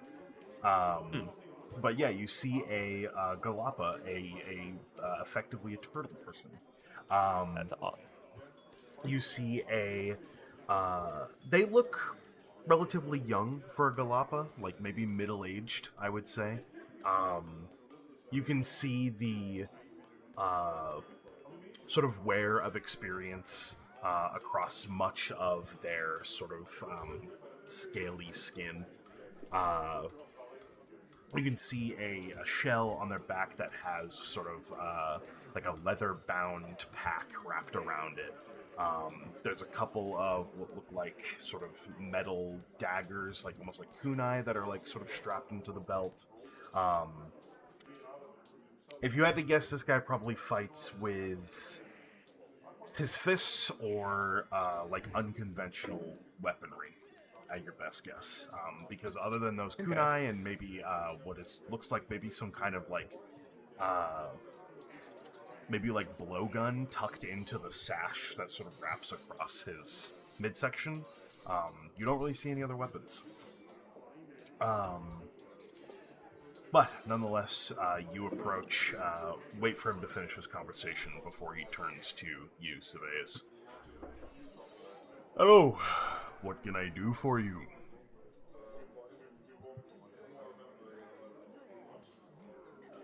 You said he turns to Sebaeus, right? Not Drex. Yeah, I mean, he turns to both of you, but he's addressing Sebaeus. Sure. Friend of mine was looking to potentially join the guild. Exciting news. Not had an addition in a long time.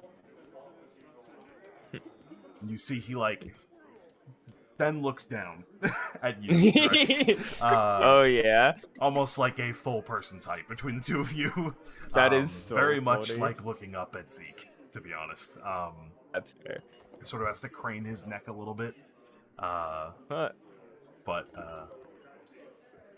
I imagine you're the new addition. Or prospective new addition, I suppose. Drex is looking to make some money, and Drex thinks that Drex can make the fight interesting. Drex doesn't know if Drex can win, but Drex can probably draw in a crowd. That I wouldn't, I would not doubt, given your status as a reclaimer. Well, I'm Guildmaster Guarda.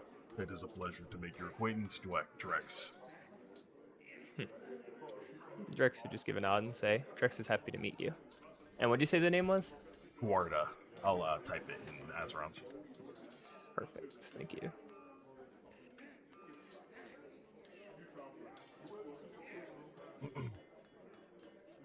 Thank you. Master Guarda. So, how does Drex go about joining? Well, To be honest with you, it's mostly paperwork. I'd like to see how you fight as well, obviously, but we would do that in a training room and an official appointment, of course. But outside of that, as long as, I see you fight and it seems like you can handle yourself, then you would have a sort of opening bout, which would be probably this fight you're looking to have. Should you win the opening bout, that would satisfy your requirements to become a Fighters Guild member. Very well. Drex would think for a moment. Well, Drex can do the paperwork whenever. All right.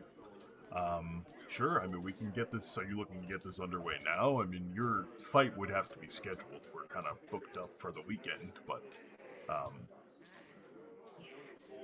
I know Drex would nod and say, you all are busy as reclaimers, so I don't want to step on any toes. Drex would think for a moment. Does Drex have to fight on the weekend? Can Drex fight during the week? Typically, we only host fights on the weekend, mainly because it's easier to draw in a crowd than, during the week. We're making an exception for the upcoming fight, given the number of names on the docket, but typically we would want to keep it to the weekend if possible. Drex would nod. Drex will keep you up to date with our status of going to the mainland. If something has to be rescheduled, hopefully that wouldn't be too much of an issue. All right. Well, I'll at least get you the paperwork, get your name in the system here in our files or whatever, and then from there we can be in touch, and we'll try to schedule something for you sooner rather than later. But to be honest, it probably won't be until next weekend, unfortunately. But once the paperwork is drafted, then we can get you in here at an appointment to witness how you fight, how you handle yourself in battle, and then from there it's pretty much just scheduling your opening bout. Drex is okay with that. Thank you. Fantastic. Anything else I can help you boys with? That's all from Drex for now. Anything space needed? Nothing yet, but I think I'm going to have to introduce you to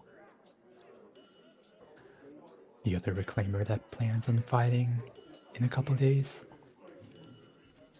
Yes, I would be interested in meeting him hopefully before the fight. I'm already familiar with Scoutmaster Diego, so I don't need to meet him. But yes, I would like to meet this Zeke individual. Besides, he's got some forms to fill out, so better to get him here sooner rather than later. Yes, I'll get him to you as soon as I can. Much appreciated. If you boys will follow me, I'll get you that paperwork. Drex appreciates it. And Drex would follow along. Right. Yeah, so we don't have to RP through it, but he's basically going to take you to his office. And just basically hand you a few forms. Most of it is liability. One of them is an application form to the Fighters Guild. And that's pretty much it. Nothing too crazy. Cool. Like a couple forms. Sounds good. Yeah, okay, cool. With that in mind, is there anywhere else you'd like to go? Because I know you said you were looking at a couple options for employment, if you will. So I think, for sake of how I want to do this, Drex is going to take it day by day. So tomorrow, Drex will do the next thing for the next job Drex is looking at, and the next day, so on, until we're forced back to the mainland. Okay, sure. Then with that, I imagine, Sebaeus, you want to get Zeke today? That'd probably be... Yeah, it's better sooner than later. Okay.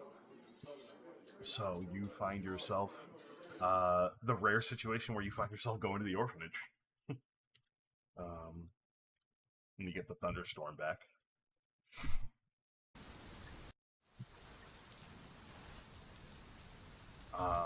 So it'd probably be... after that meeting, then making your way up to the orphanage, probably pushing like 3 o'clock, maybe. As you make your way to the orphanage, you step in the front door, sort of give yourself a moment to dry off, I suppose, and then probably from the front door. Would you say Zeke is still in his office at this point? 3 or 4? Probably not. I mean, the office is open, the lights on, but you could probably hear dog barking from like distance off, meaning he's probably wherever that's at. Imagine Saveus follows his ears to the barking of Brutus. Yeah. Okay. Where does he find you? You would find him. He is on the second floor in a hallway where you will stumble upon the scene of Brutus and kids running up and down the hallway like maniacs. Since they can't go outside, they're going fucking nuts inside. That does make sense. So this is what's happening, and he is just sitting there watching them like, oh, well, at least he's getting his exercise in, so probably doesn't, I would say, no, there's a lot of yelling with the kids and everything. He probably doesn't even hear you walking up, so he's too paying attention to this. Yeah, Saveus would pretty much. Effectively, he would just walk up to stand right in front of you. Zeke. Hello? Where the hell did you come from? The front door. Fair. What's going on? Well, about that fight that we have with Scoutmaster Diego.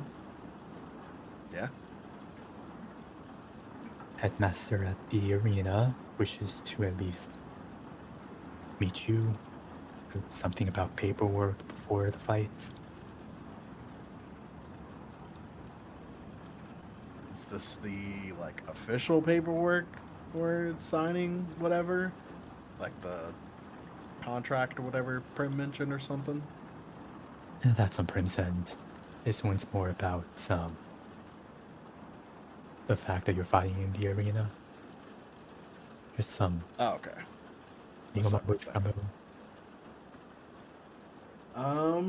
What does it need it done by? When does he want me to come over? We prefer to meet you before the fight occurs, but I was hoping that sooner rather than later would be better.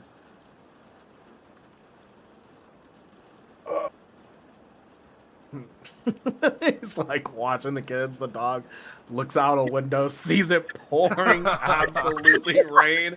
And Saveus is probably also relatively soaked. Still dripping. It's even worse on Saveus because he has fur. He's...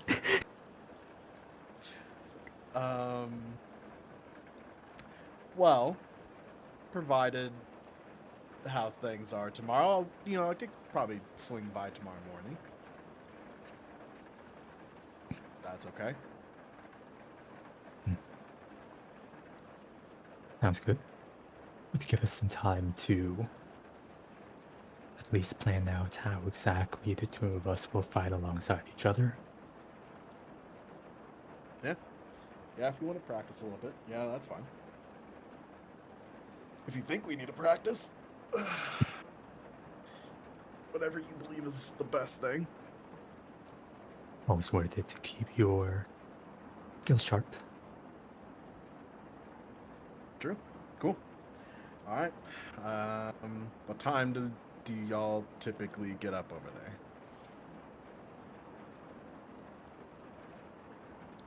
The Vegas usually gets up early, but I'm not sure how that is compared to the other people. Like,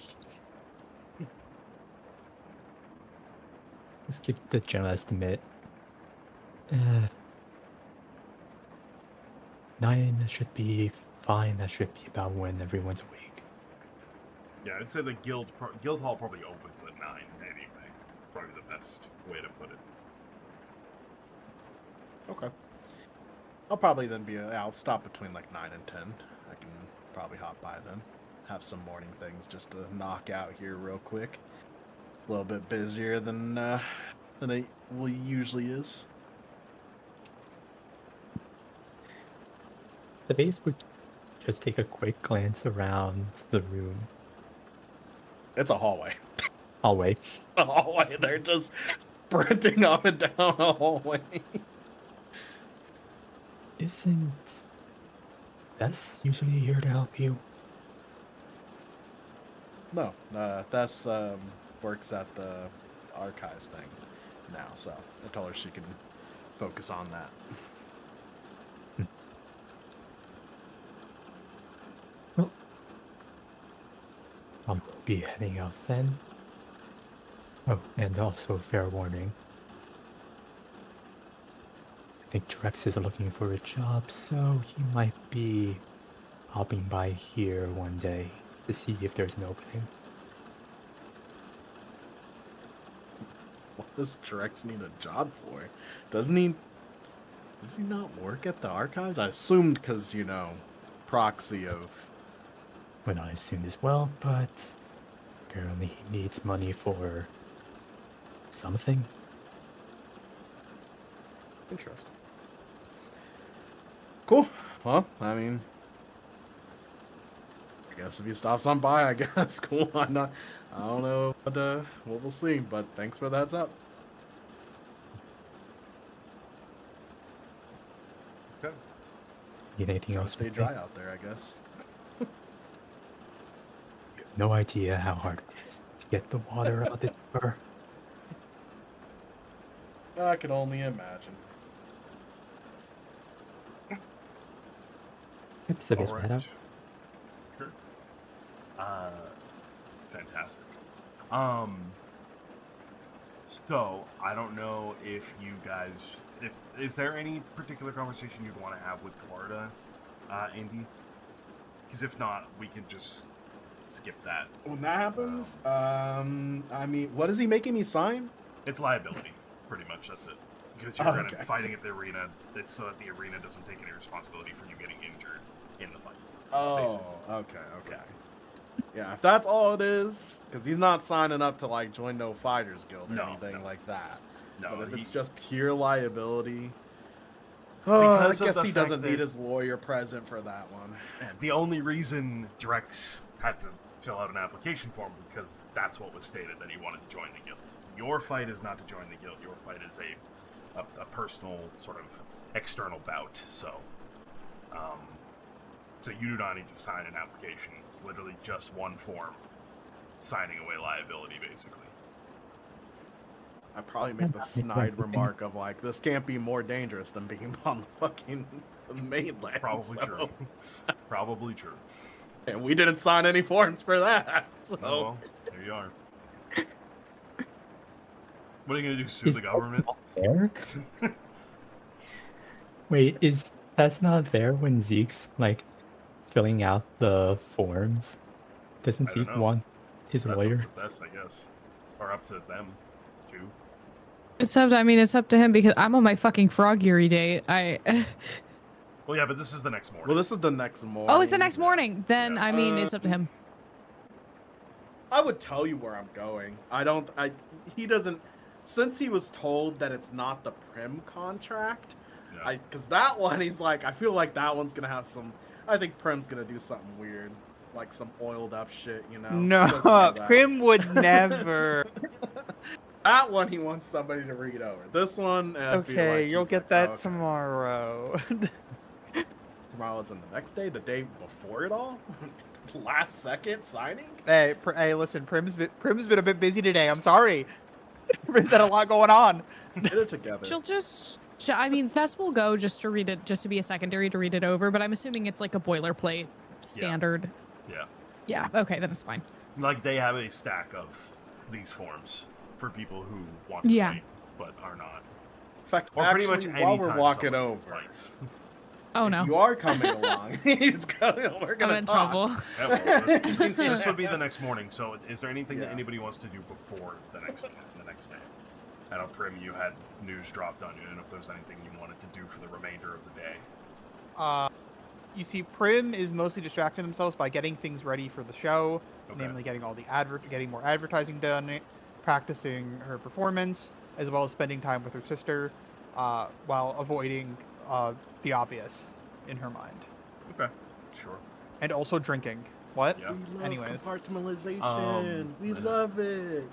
If there are any specific details about that contract that you would like mentioned to, or that Prim would have mentioned to their manager, you can DM me those.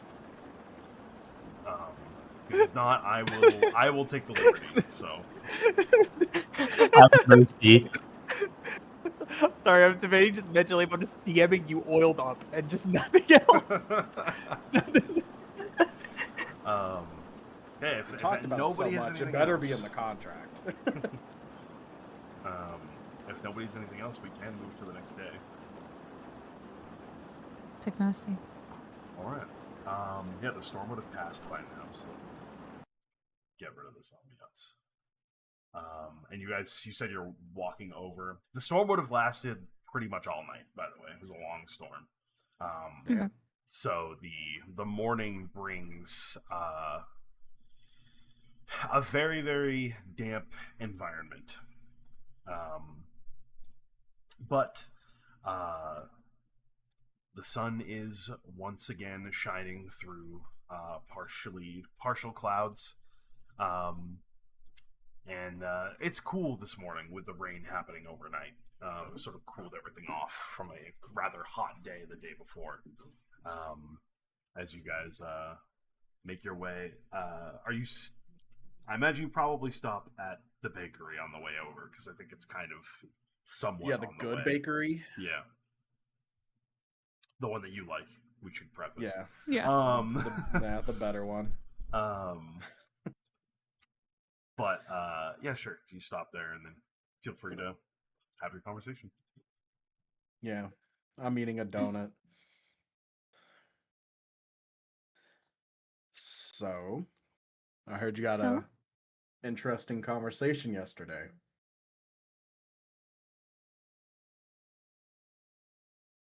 You see, she squints for a moment.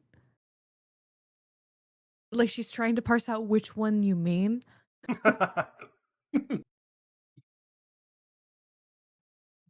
I did. What was that all about? And why? You see, she's still squinting, trying to figure it out.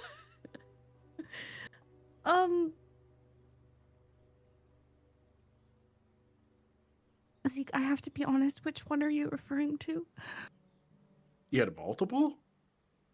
Yeah.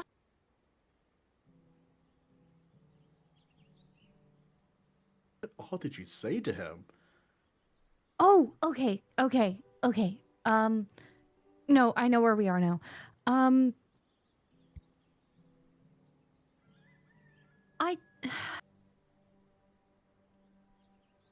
don't know. I was frustrated because I'm trying to make Naz trust us and open up as a person,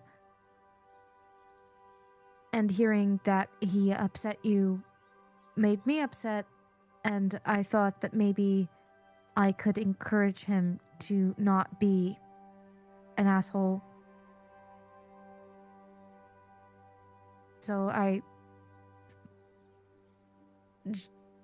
jokingly threatened him a little bit.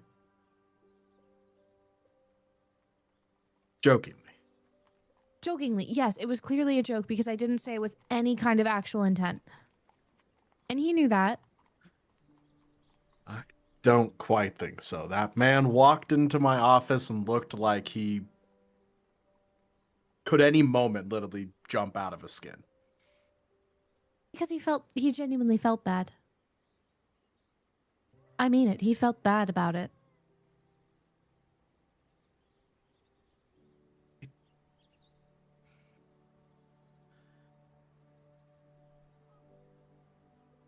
The look on his face didn't correlate with that. More like whatever you said or did scared the hell out of him, and felt like if he didn't do what he did, that something bad was going to happen to him. Whatever you said is whatever you said. I mean, but you didn't. I told you it didn't matter.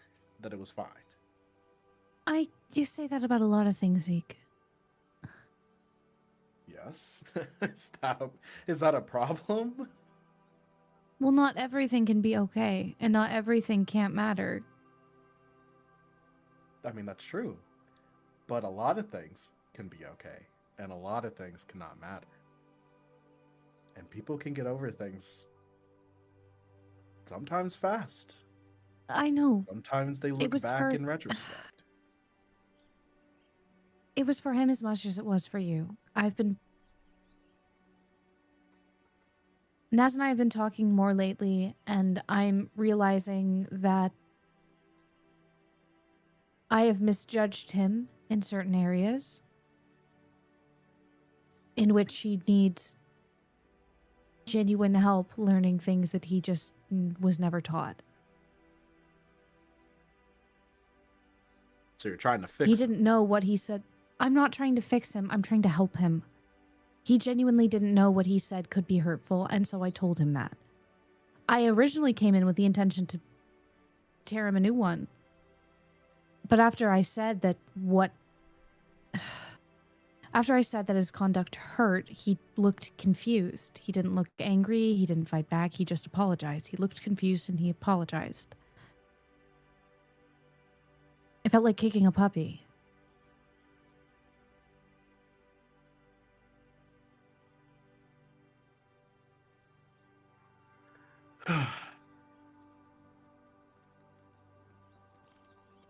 So I didn't really yell at him. I just made him more uncomfortable trying to get to the root of why he is the way he is.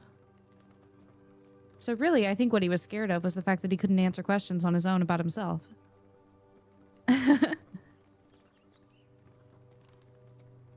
That's it? That's all you told him, said about him? I said as a joke that I would break his fingers with my brain if he didn't apologize to you. But I said it like that. I said, I will break your fingers with my brain. And that is clearly not a threat because it's a joke. I wouldn't say with my brain. I would be very much more intimidating than that. Thank you. I can be scary. Sure. Yes. I can be scary. Probably in the right context, yes. I could see it, yes. Well, if I was trying to be scary, I certainly wouldn't say I will break your fingers with my brain. I at least have better material than that. I don't know. It seems like something you would say. No, facetiously, yes. I could do better. I could. And he knew I could do better because he went, "Thank you, Thessaly," in the way he does with the nasal intonation when he gets upset, but he's not actually upset. "Thank you, Thessaly." Okay. Well, I appreciate you saying something, but in the future, if I say it's okay, it's okay. I promise. Okay. I know, Zeke. He's not going to stop being a bitch unless someone tells him that he's being a bitch. Because he doesn't know. That's fair. If you were making people uncomfortable, you'd want someone to tell you, wouldn't you? So he thinks about it for a second. I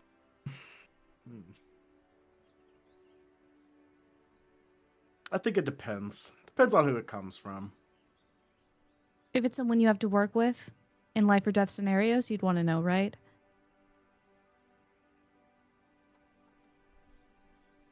Like, if I was making somebody uncomfortable that is life or death scenario, like someone Well, I mean, work that with you're in going to that be in way? life or death scenarios with, you'd want to know if you were making them uncomfortable. Because then it's like, well, if we're in a life or death scenario, you're not going to save me. I made you uncomfortable. You know? I mean, I would certainly hope that nobody would hold somebody over that. I wouldn't look at Naz and be like, oh, you said something about my mom. I'm just going to let you die. That's crazy. Who would think that way? Bess would raise an eyebrow.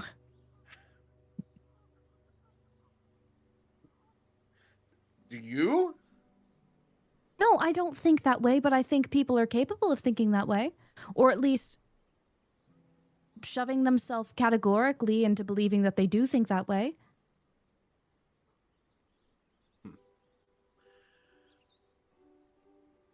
It would very much surprise me if someone did.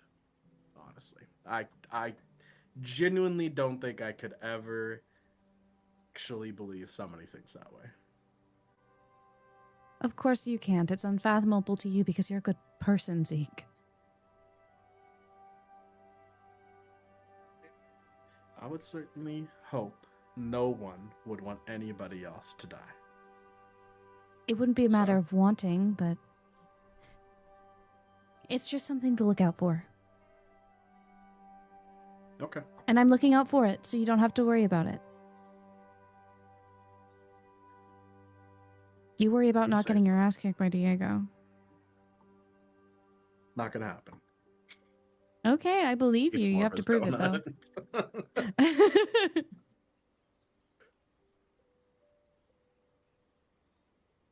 All right, let's go. Off Okay. to whatever the place is called. I mean, do you ever say what his fighting arena is called? I actually don't I, know. literally the, just the the arena. Coliseum? It's just The the, arena. it's the only one on It's the the island. arena. So You, Yeah, Proper you noun. you would think so. They would have like a name still, not just They an lack arena. panache. you really don't need a It's a name when it's bunch the of- only one. yeah. Also, it's a bunch of fighters who effectively own it, so it's not like they care. Could have been something cool and badass, you know? Yeah, it's the arena. Proper noun. That's pretty badass. That's kind of badass. If you say so. Okay, cool. Well, that's taken care of. All right. Is there anything else people want to take care of the next day? It's the next day. Where's Drex going? I guess. Drex is going to, let's see, which group? It's Tuesday right now? Wednesday? Game- Wendu? Windune, which It's is Wednesday. Okay. Drex It's will Wednesday, go my to... Drex will go to Naz. Let's do that for today. A bit earlier in the day. Yeah, he's probably at work. It is True. a weekday. Drex will go to... yeah, I guess Naz's office in the morning. Okay. And Drex would knock on your door, Naz. There's definitely a pit in his stomach once he hears the knock. Come in. Drex would just open the door slightly and peek his head in. Is Naz busy? There's definitely a look of relief. No, please. Actually, this is perfect timing. I had wanted to take in you elsewhere today. I had some errands to run. Or, idea, I guess, to try. But you've come for a reason, I assume. Let me just start my notes section for this. Okay. Yeah, Drex would walk in, and I'm assuming you have like a couple of seats like across from your Yeah. desk. Drex would just plop himself down on a seat. Drex will get to the point. Drex is looking to make some money. Is there any other or extra work at the archives that Drex would be able to help out with? Or any extra work that you might need help with? What do you need money for? Naz is packing his bag and getting ready to leave the archive. Novella is helping with a project. Drex wants to try and make the box better, and Novella said Oh, she might be able to with money. But Drex doesn't have money, so Drex is trying to do your jobs father before we had go money? back. Your father? Drex thinks he might. I mean, if it's for your survival, I think he'd be more willing to cough up a bit of coin. Drex thinks about it for a little bit. If Drex has to resort to that, Drex will. Well, I do need a new ward, but I don't assume you'd be interested in dealing with paperwork and fetching books all day. How much does it pay? Barely anything. More so for the opportunity to join the archive. If it doesn't make money, then Drex will have to pass for now. But Drex appreciates the offer. But Drex can help you with what you need. Wonderful. We need to find a machinist, an arcane mechanic, someone who knows arcane machinery. And honestly, I have absolutely no idea where to look. I know that Novella deals with items, but this isn't what I'm looking for. I'm looking to gain some understanding and learn about arcane machinery. Do you know anyone like that? Anything like that in town? You've certainly had your way around. You've certainly seen many a thing. I have a question for Salt then. Yeah. Is this something that I would need to make a roll for to see if I know? Because Drex has definitely spent all of his time going wherever he can find around this place. I can make a roll for it if you want. I Okay. don't think you would need to. Cool. Okay. So it's outside of Naz's purview because he doesn't exactly work with machinery.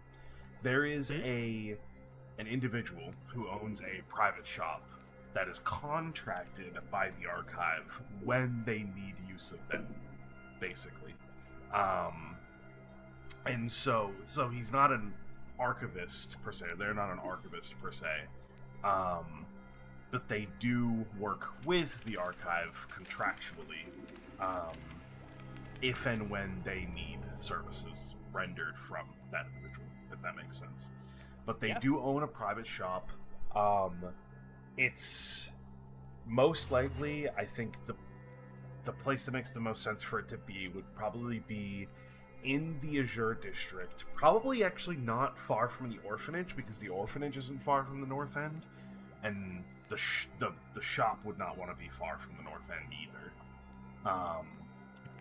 But you'd probably find yourself heading towards the Azure district.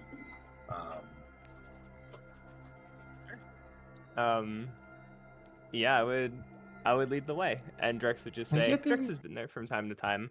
Drex thinks the individual that runs the places. Yeah, you know what, Saul? I'll leave that to you. Yeah. What is a driving personality trait of this person? So Drex can give Naz a primer. Like, are they nice? Are they angry? Are they tired? They are reclusive. They honestly, there are parts of them that kind of remind you of Naz, to be honest with you. That's so funny. When you have conversations with Naz, I mean, correct me if I'm wrong, Noah, but I feel like Naz, when he's having conversations, usually wants to get to the point as fast as possible of said conversation. Yes. Noticeably, he's a lot more calmer with Drex, but definitely usually he's to the point. That's how this guy is. Like, he does not want conversation to take up more time than it needs to because he has other shit he could be doing. Basically, is how this works. In the maybe couple of interactions you've ever had with this person, it's probably about what you've been able to ascertain.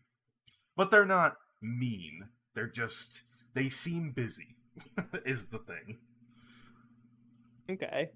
Then Drex would tell you, this individual keeps to themselves a lot. Drex knows they mean well, but you'll see when we get there. And Drex just continues to lead the way. Hopefully it's not a Karopi situation. Not quite like Karopi. A little bit different. All right. You give me hope then. So, you head down to the Azure district. You see the familiar blue roofed housing of this coastal district that sort of scales a little bit up the side of the mountain. that kind of hides the dirtier side, being the Undercity. Beautiful parks, maintained walkways, plenty of ashen presence through this space. You are in the sort of commercial side of this district. There is a residential side that has lots of like medium to large homes and properties, but within the commercial district it is kind of a little bit more tight packed, and it's just like shops and things of that nature. This shop would be on the inner side, so not as close to the coast as maybe a lot of the district does find itself. But you can still hear sort of the distant sound of gulls and waves of the nearby harbor.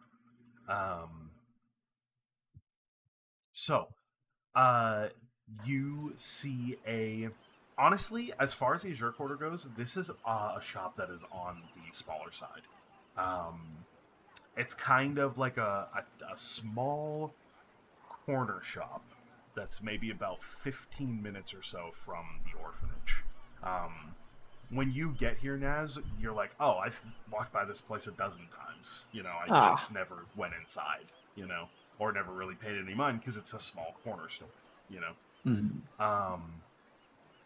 There isn't even, there's no signage or anything. It is just a storefront. There's a sign hung on it that says open. There's no real windows or anything. It is just like a door and wood and stone, and that's pretty much it.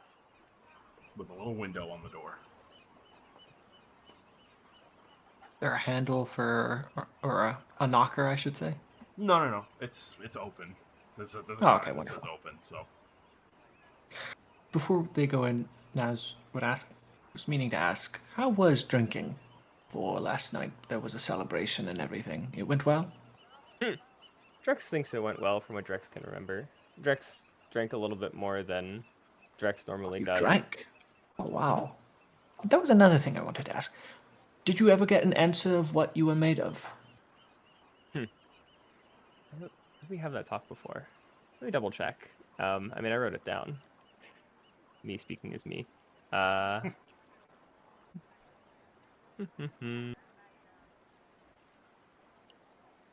Drex did get some information. Drex can tell you more about it later, though. As long as you're satisfied with the answers. Drex would know. Good. So right now, Drex is. And Drex would open the door. Okay. And what is the individual's name that runs this place, if you have one? His name is Charlie. Very simple. Okay. I think Drex would just open the door and say, "Hi, Charlie. Drex has brought you a customer," I think. So, stepping into the establishment, it's pretty dimly lit in here. There's, candles that are held up, by, held up, against the wall. There's wall-mounted candles, which many of them are unlit. There's, maybe 3 of them in the space that are lit. It's a small space. There is if you imagine you walked into the corner of the room, the door was on the corner of the building. So you step in. There is kind of an L-shaped space. Oh. Hello, Noah? I died for a second there. Okay. Did you hear? I heard his name is, and that's when I died. Oh, his name is Charlie. Charlie, got it. Yeah, so you stepped into the space. Stepping in, you enter on the corner of the buildings. The door's on the corner. Got it. You enter into a small, dimly lit L-shaped space where there is a separating wall, a partitioning wall, rather. And let me actually change the ambiance, because there would be, kind of a decent amount of noise in this space. Most of what you see in the actual store section, this L-shaped space that you've entered, would be, clocks and things like that. Things that are not quite arcane, but still machinery and, gear-based items.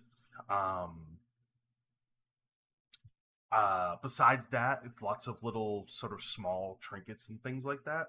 But there are things that you notice that are definitely arcane led, Naz. Like probably common instruments that people tend to use at the archives, like maybe things that assist with writing or log keeping or whatever, as well as, clocks and watches are still useful. Timekeeping devices. Let me see here. Again, so there is a partitioning separation sort of wall that you see, which has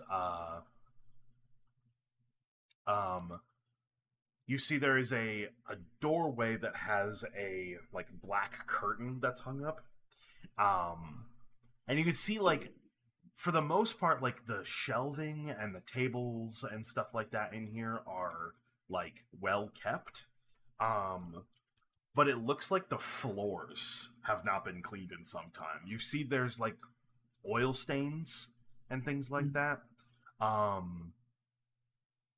but the walls are decently maintained and like everything else is kind of fine. It's just the floors for some reason are quite dirty. But when Drex steps in and says, "Hey, Charlie," you hear wheels rolling, and then appearing from out the curtain, you see on a rolling stool an individual.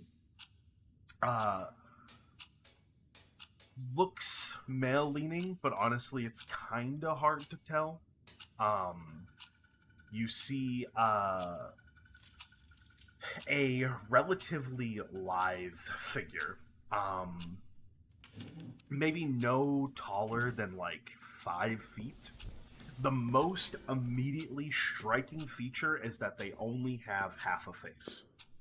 The top half of their face, pretty much just like the eyes and the forehead, pretty much like cheekbones and up, is skin and real organic eyes. And you see they have sort of relatively short, or I should say medium length reddish hair, reddish brown hair.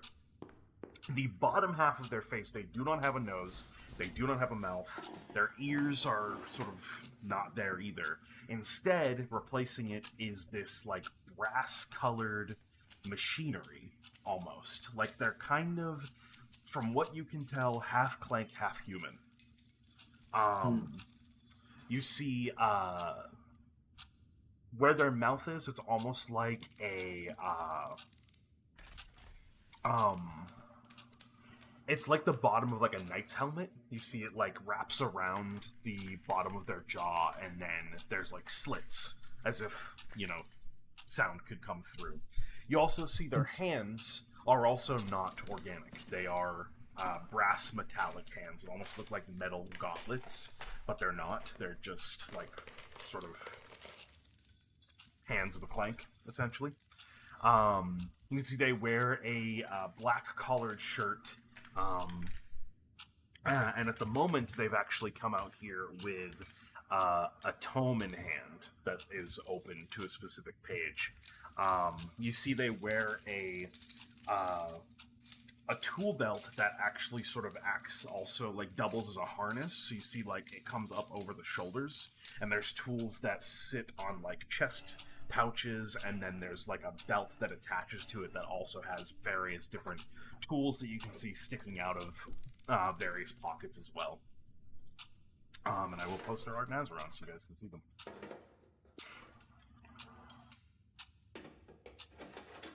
That's cool. But bills out immediately as they speak. I'm not going to do a voice modulator for them, but their voice is incredibly metallic.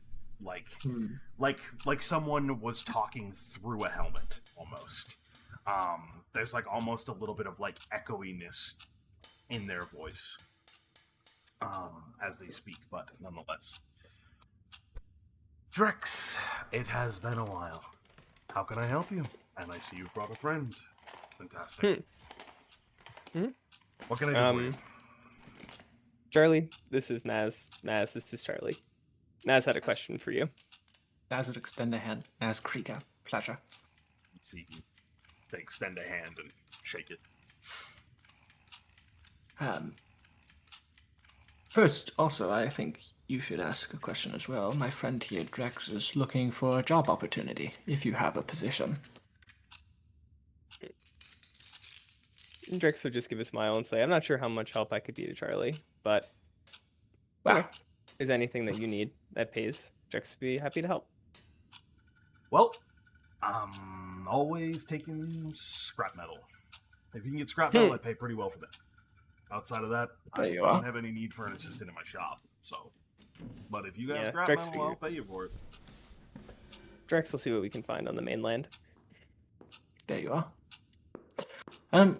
I'm looking to learn, to be very frank, Charlie. I am looking to understand arcane machinery to a greater extent because I want to help rebuild my family home once we stumble upon it, if we stumble upon it. What's that got to do with machinery? Well, the house moved, you see. Now that- Machinery and arcane. That It does was make a sense. castle, but again, a castle and a home. Different story. But if you could help me learn, I would very greatly appreciate it. Oh, what do you I'm know not about looking it? for any. Your schematics? You Yes, have- I do actually. Perfect. That would help. Here, come back. Step into my office. Oh, of course. Thank you. Wheels back behind the curtain and holds it up for both of you to enter. Back here is way messier.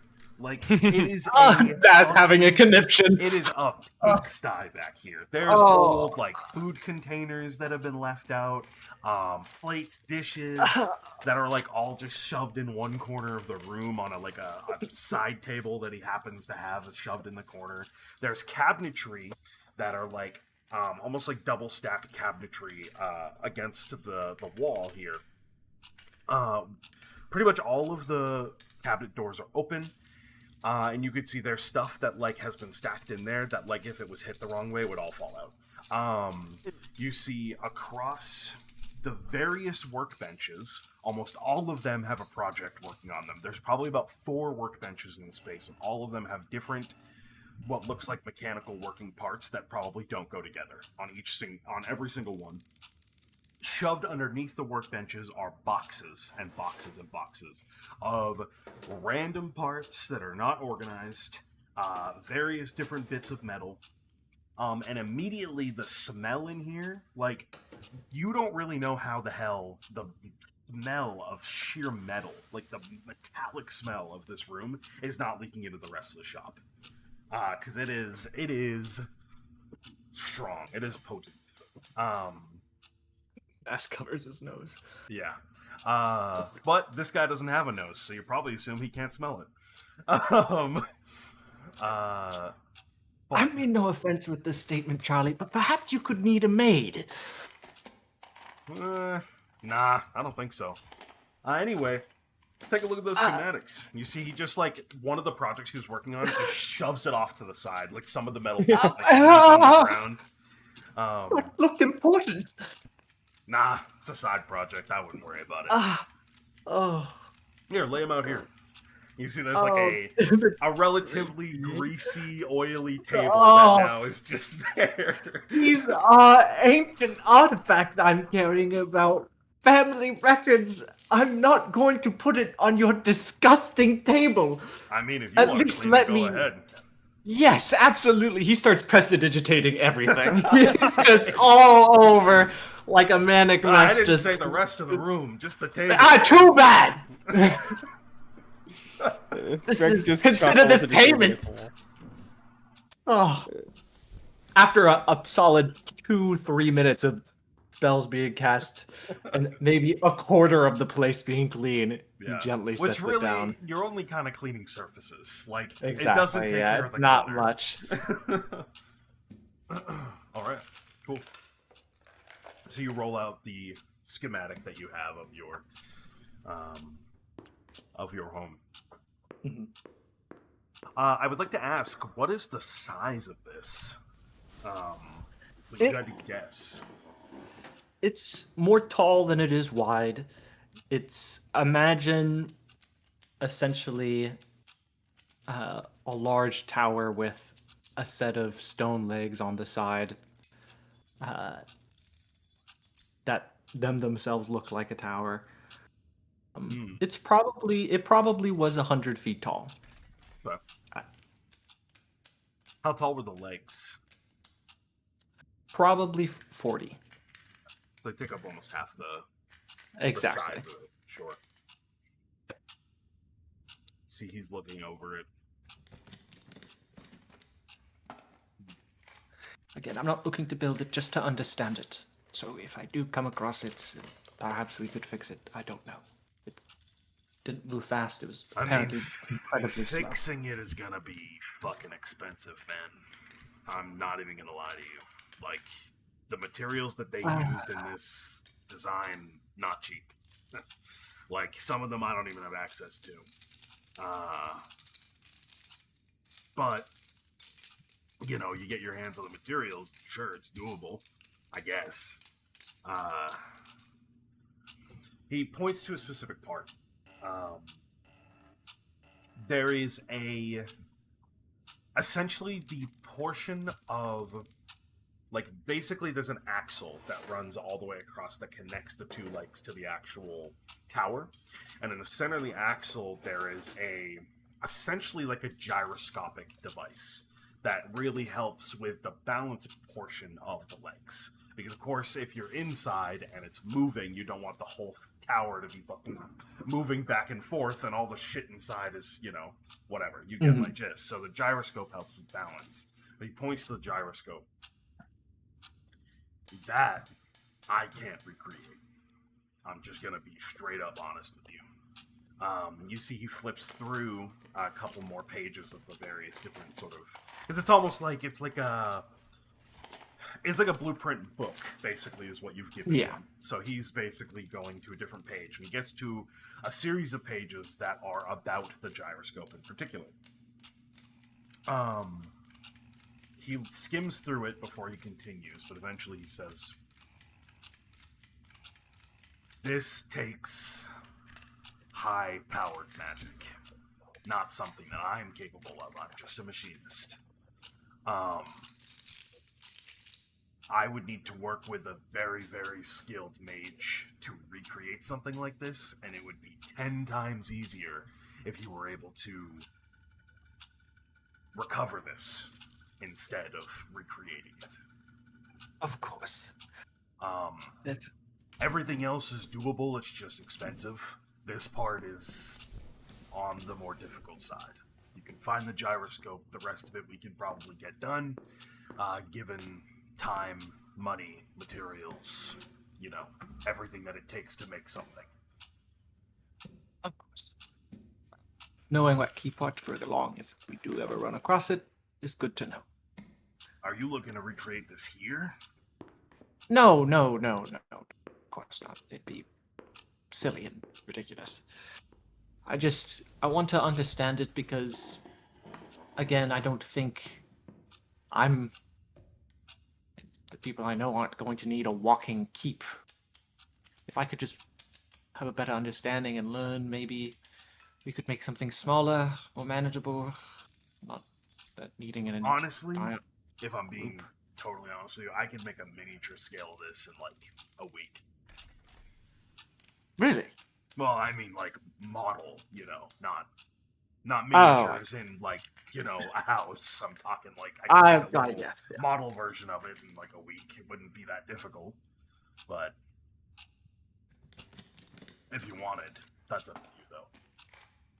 I appreciate the offer. But for now, just knowing that, I just wanted a second opinion to know what it would take. I think you've provided that, and I appreciate that, Charlie. That's what I'm here for. What else can I do you for? Or is that it? Was mostly it for myself. Unless, Drex, you have something? Drex just wanted to check in also. So, Drex is glad you're doing well. No, you too. No, you don't mind. I got projects I'm working on, so... Of course. Enjoy the rest of your day. and I will give word to Reed if you need payment for a maid. All right. I mean, I'm good, but sure. All right, it's your space. Do as you'd like. That. Let's start heading out. Okay. Yeah, Drex would follow. Stepping through the curtain is like a breath of fresh air. Back Oh. into the space that he actually tries to keep clean. I will say I'm very glad that it wasn't actually possible because, I mean, no offense to the man, I do not know how long I would be able to work in his workspace because it is a nightmare. Yeah, Drex tries not to stay back there for too long. Drex That's doesn't fair. think it's good for anyone's health. Well, thank you for the assistance, Drex. I assume you'll be off elsewhere. I'm likely going to return to work and eventually speak to Thessaly on a matter, but maybe tomorrow and maybe later, another day, hopefully. Drex will just give a nod. Good luck with your talk. Drex is gonna go find Prim. Well, tell her I wish her well. Or wish them well. Will do. Drex will be Okay. off. All right. Drex heads out. Who are we taking care of first? Is the question. Drex and Prim, Naz and Tess. Anybody else have anything? I Prim has some wanted to talk to contract Naz, drop so off. it works out. Everybody's got things. Yeah, Yeah, everybody's everybody stuff to- got things. I Well, think Surveyor Zeke might have to talk at one point today. sure. Well, Prim has to drop off a contract to you too, so that probably works out well if the three of you Yeah. met up. So, I'm which means assuming Tess we'd is already probably be also going to be after there if it's the contract. Yeah. So Oh, you bet I'm would fucking be- reading that. it would be all four of you. Ooh, Man. ooh. And- This hey, legally isn't Drex is allowed to looking be for Prim. here. I was gonna say Sorry. Drex could also show up. I think Drex would show up at the tail end of that, Honestly, just to keep things a kinda little works bit out, easier. Sure. Yeah. I don't know how much of the contract we really need to RP through. I will say, as we're dropping it off the contracts, Prim will just look at Zeke right before we do it and says, "Can we talk after, by the way?" Sure. Yeah. Sweet. All right, because Prim wants to talk to Zeke about something. Sure. Honestly, the only thing of note in the contract, only because Horvath DM'd me and told me that it is of note, is that there are designated uniforms, as well as it does sign you all up for a post-fight interview. That's pretty much it. Does it Okay, say what the so- interviews are? I mean, No, not the, just says, that uniform. It just says a post-fight interview. Yeah, what's the uniform? Surveyors would ask about It the doesn't uniform, describe- unfortunately. That's up for Prim to determine whether they want to disclose the information. I don't Oh, know but about the- it. I Dust knows mean- about it. Well, if do either of you ask? Does Surveillance ask? Exactly. What is the uniform? And in regards to the post-fight interview, would those words be held in perpetuity? Are they allowed to make specific statements, or would the interview be held for entire statements to be created from the interview itself? Are you picking and choosing? Are you cherry picking? Or are you using the statements as designated So after by the the fighters fight, themselves? people are just we are going to be sitting. We'll be in the center of the arena, and we will be taking questions from the audience, and that's going to be the interview segment. Are those vetted? No, Thess would genuinely, you would see a cartoon frown from Thess. Why are they not vetted by a moderator? oh, I'm the moderator. I get to choose if we even answer the question in the first place. So that's what vetting a But- question is. Fine, then I'm vetting the questions. Okay, fantastic. And how long do you hold the rights to their likeness? In perpetuity? Well, the likeness. Are you talking about in regards to like merchandise? Correct. As well as statements made. Oh well, the merchandise. That's all. That's the arenas. Oh dear, they're the ones selling the merchandise. in And the first will place. they, because it is their likeness, will they be receiving gratuity from these purchases? Once again, that's a question for the arena. It's this contract. It's the entertainment contract. Well, this contract is the whole part of the show that we're putting all together in the first place. I'm not the one in charge of merchandise. Merchandise is tied into marketing and PR, which is tied to entertainment. So yes, you are. Okay. Well, then based on that, I would say that everyone is getting a cut based off the merch that is specifically connected to them. Perfect. What's the percentage?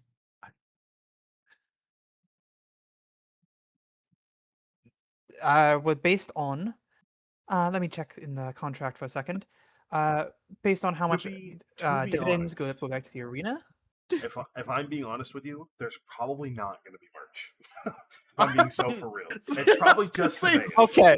I mean, Yeah, Sabaeus like, already has. What Yeah, fucking Sabaeus merch already are we has talking merch, about? So I don't think there's going to Well, be we don't get Diego plushies? Crazy.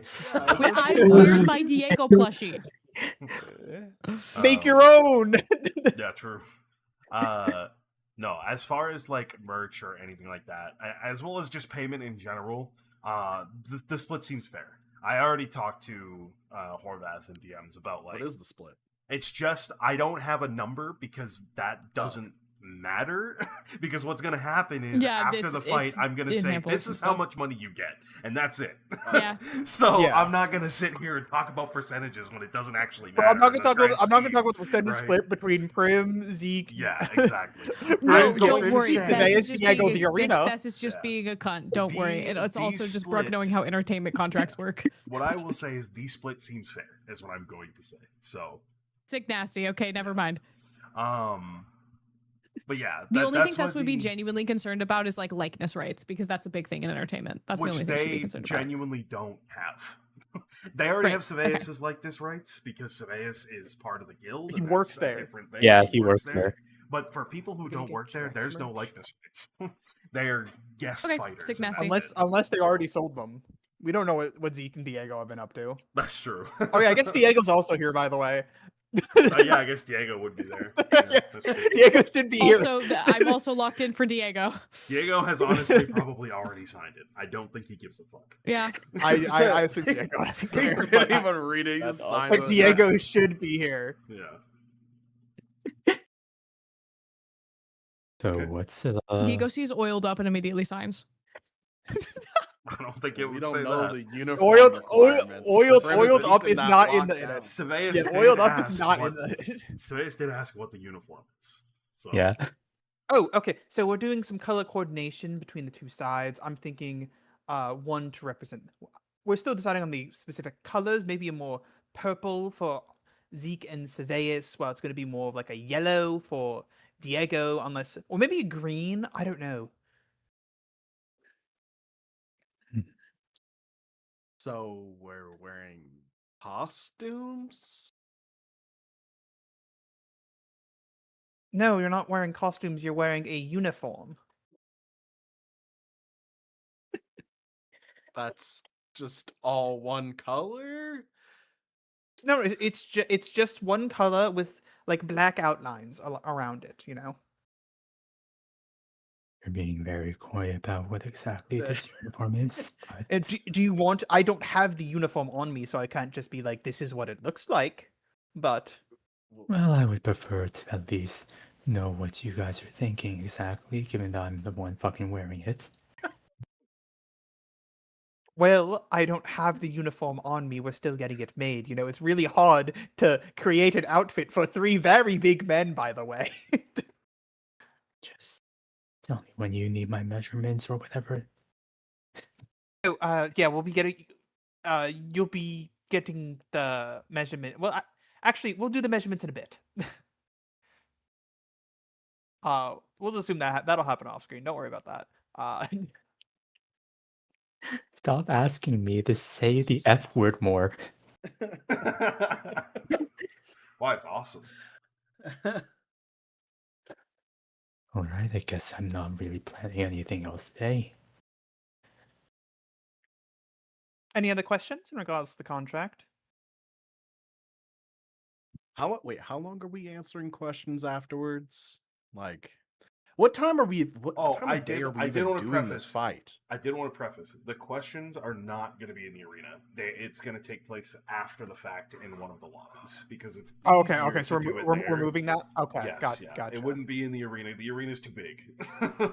Yeah. Okay. Fair enough. Fair enough. But yeah, it would be like kind of like almost like a press conference. Essentially, is what it's kind of gonna be like. You know, like after Post-fight sports press games when conference. people are like at a table with a microphone answering questions. Like that's kind of what it's more gonna be like. I Okay. would think. Prim's still securing that room is as big as it could possibly be to fit as many people. Sure.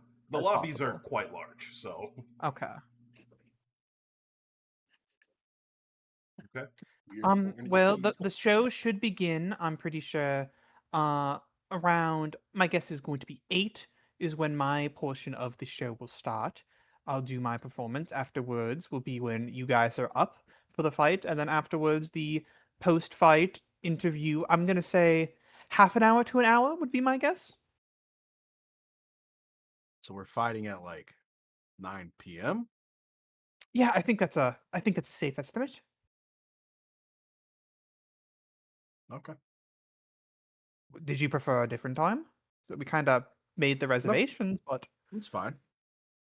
Alright. Getting a general To be idea. fair, you guys, your fight is happening at the end of a night of already fights happening.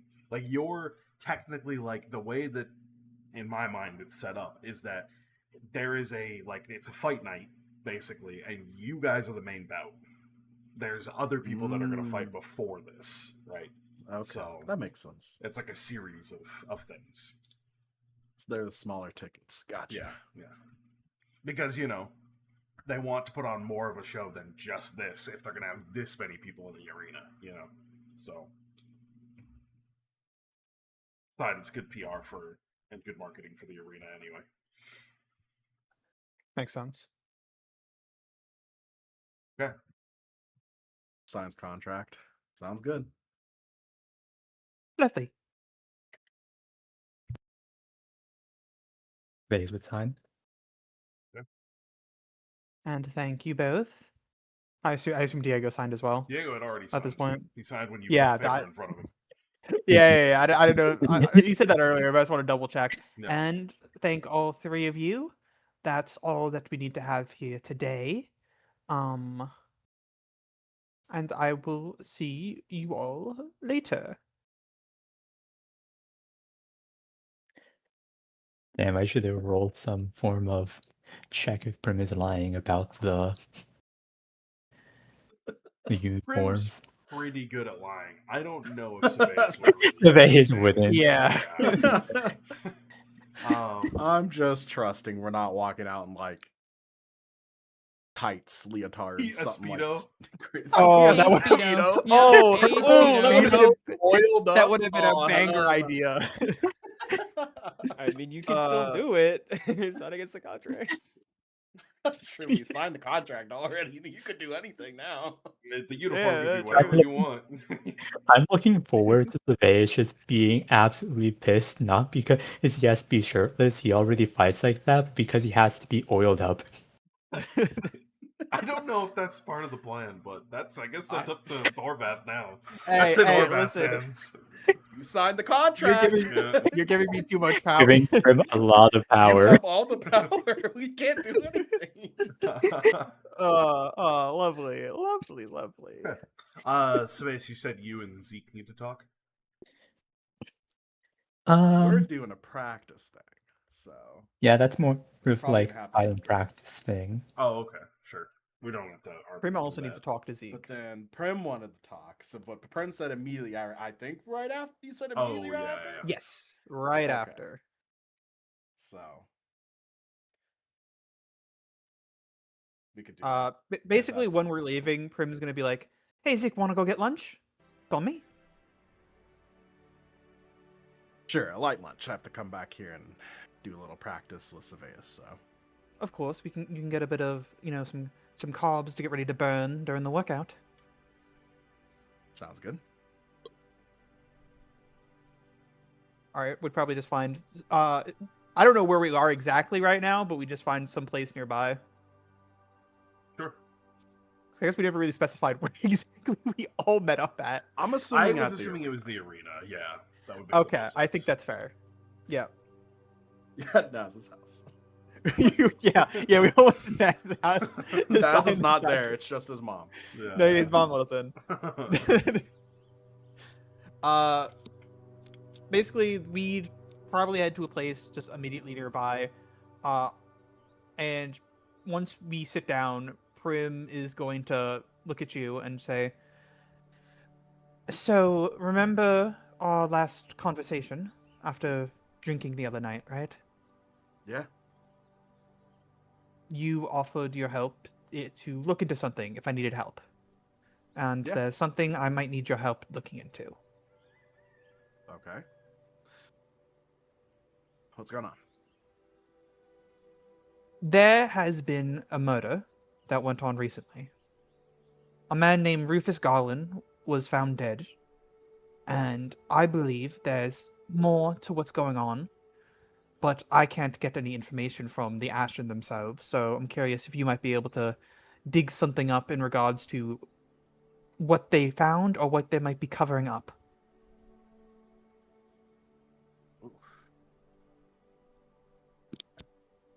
Saw that, and honestly, so much has been going on that I didn't really put two and two together.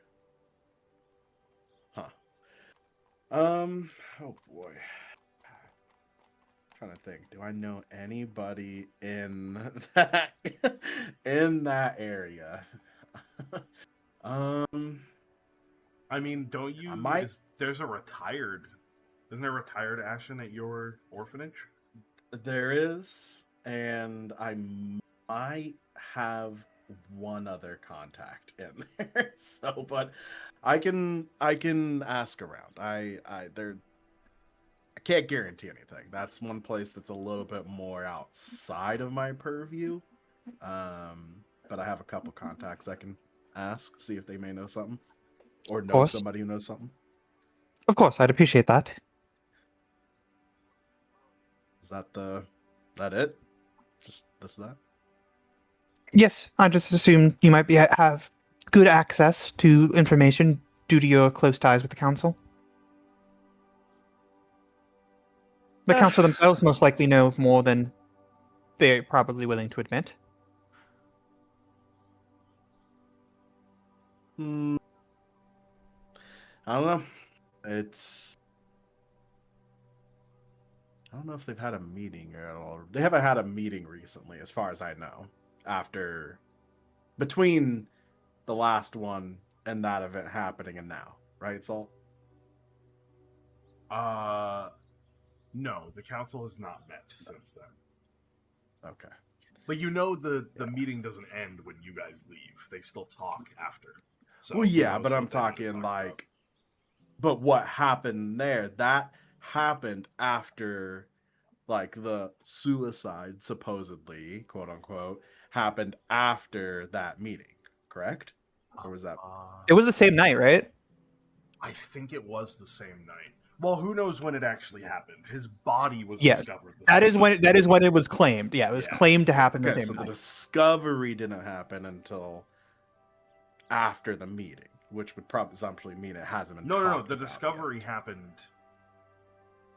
They have not placed the time of death yet. Let me put it that way. The time that is like described in the paper and everything, and when I told, when I mentioned stuff about it, that is when the body was discovered. But time of death has not been like released. It's not Okay, but public, yeah, that's they what don't I'm know saying. yet. The discovery of it didn't happen until after the meeting, so they wouldn't have likely talked about it at the meeting. No, because I think it happened at the same time. Like Okay. when his body was discovered was when the meeting was going on, if I remember correctly. Okay. So. Okay, I was just trying to make sure timeline wise, so I don't go up to my dad, be like, "Hey, did you talk about this at the meeting?" And be like, "No, that happened afterwards." Hey, Dad, did you kill this guy? Oh. So, okay, yeah, I can. I mean, they haven't had a meeting, so I mean, obviously, I imagine all of them have heard about it in varying degrees, but if something else actually truly occurred. I don't think it's been talked about yet. Well, I assume they don't always have the formal meetings. Sometimes they just talk normally. At least I'd like to think they hope that they have normal conversations that aren't just in that room. So who knows what they've talked about? Kind of depends who you're talking about. Them are all friends. So I'm just like, yeah, it's something. So, but yeah. That's reassuring to hear. What can you expect? To be honest, I don't know. But I do appreciate your help. Of course. I'll hopefully have something here in the next few days, but just depends on what they let me know, on who they know. So, Of course. I know it's busy times right now, especially with, well, you know, the obvious. But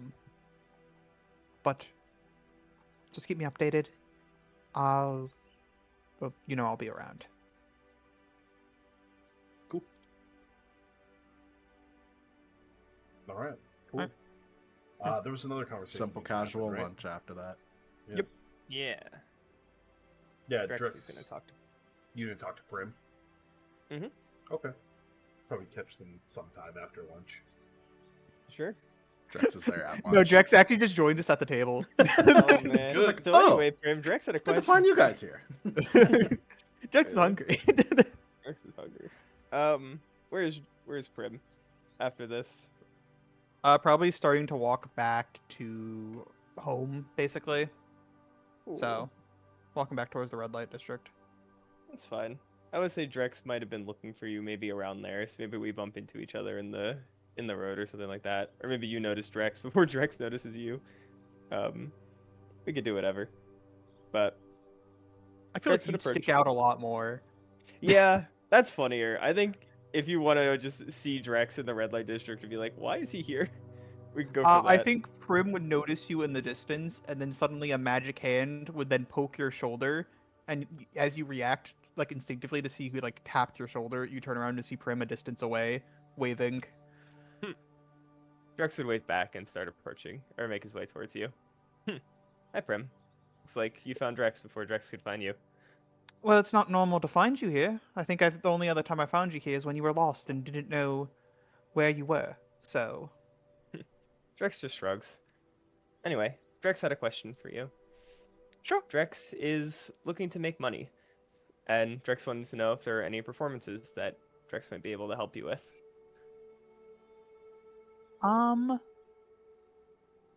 There's no performances I have that you can help with right now, but I can give you a different job for money.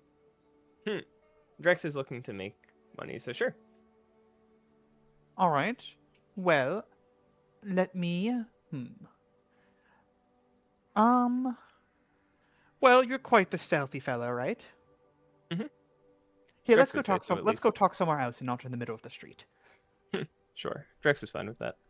All right. Prim's just gonna take you basically inside, probably to like the near her, like basically at her apartment. Maybe like the landing of the stairs up to your apartment. Yeah, basically. Yeah, because Prim's not letting you go inside her apartment, but like the staircase area. How confident are you in your sneaking ability? Drex usually doesn't get caught when we're in the mainland, so Drex is pretty confident. The people here aren't like the creatures in the mainland. Then I can give you two options. You can go do some recon for me, or you can go steal an item for me. Whichever you prefer, as long as you do not mention to anyone that I'm the one who gave you this mission. Drex And I'll thinks pay for a you. moment.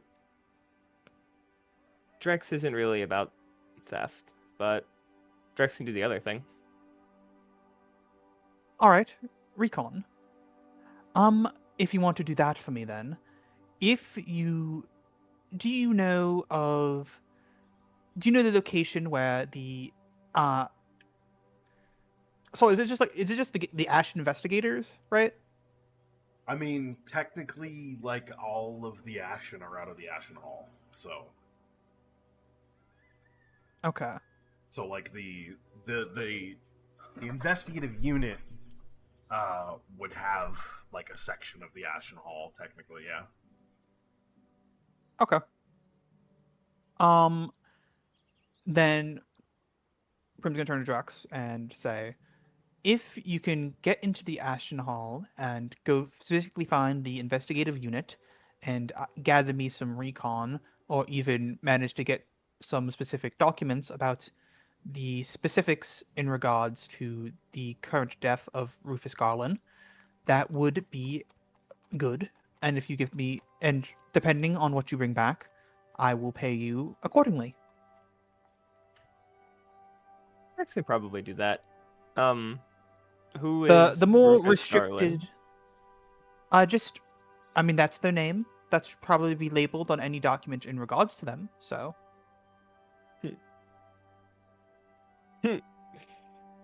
Drex would say, yeah, Drex can probably do their best to get information. So, yeah. Do you want this? Or, sorry, you say, does Prim want this tonight? Tomorrow? well, you can deliver it to me whenever you get it done. It's basically depending on how soon you want money. Drex would like money soon. Okay. Drex is fine with this. Drex will see you later then. Yes. I will say, the pay will be based off the information you gather for me. So if it's nothing that good, you won't be paid as much. That is just my warning. Drex would think for a moment. What does Prim want to know? The more basically try to find as restricted as information that you possibly can that's not being immediately revealed to the public, more in regards to the death, any evidence in regards to it, any ties about what happened to the council or the Ashen themselves. If you see a whole ass cabinet in there, definitely report to me about that. Yeah, those are my main points.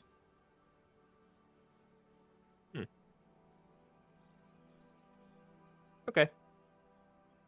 Drex will see what Drex can find then. Lovely. Okay, and Drex would be off. And then Drex would actually turn around and say, oh, Drex was told to tell you hi from Naz. I think. Or Drex thinks. Prim is just confused. This looks at you confused, like, why the fuck is he saying hi? Drex was hanging out with someone earlier and they said hi. Drex thinks it was Naz. You don't remember who you were hanging out with earlier?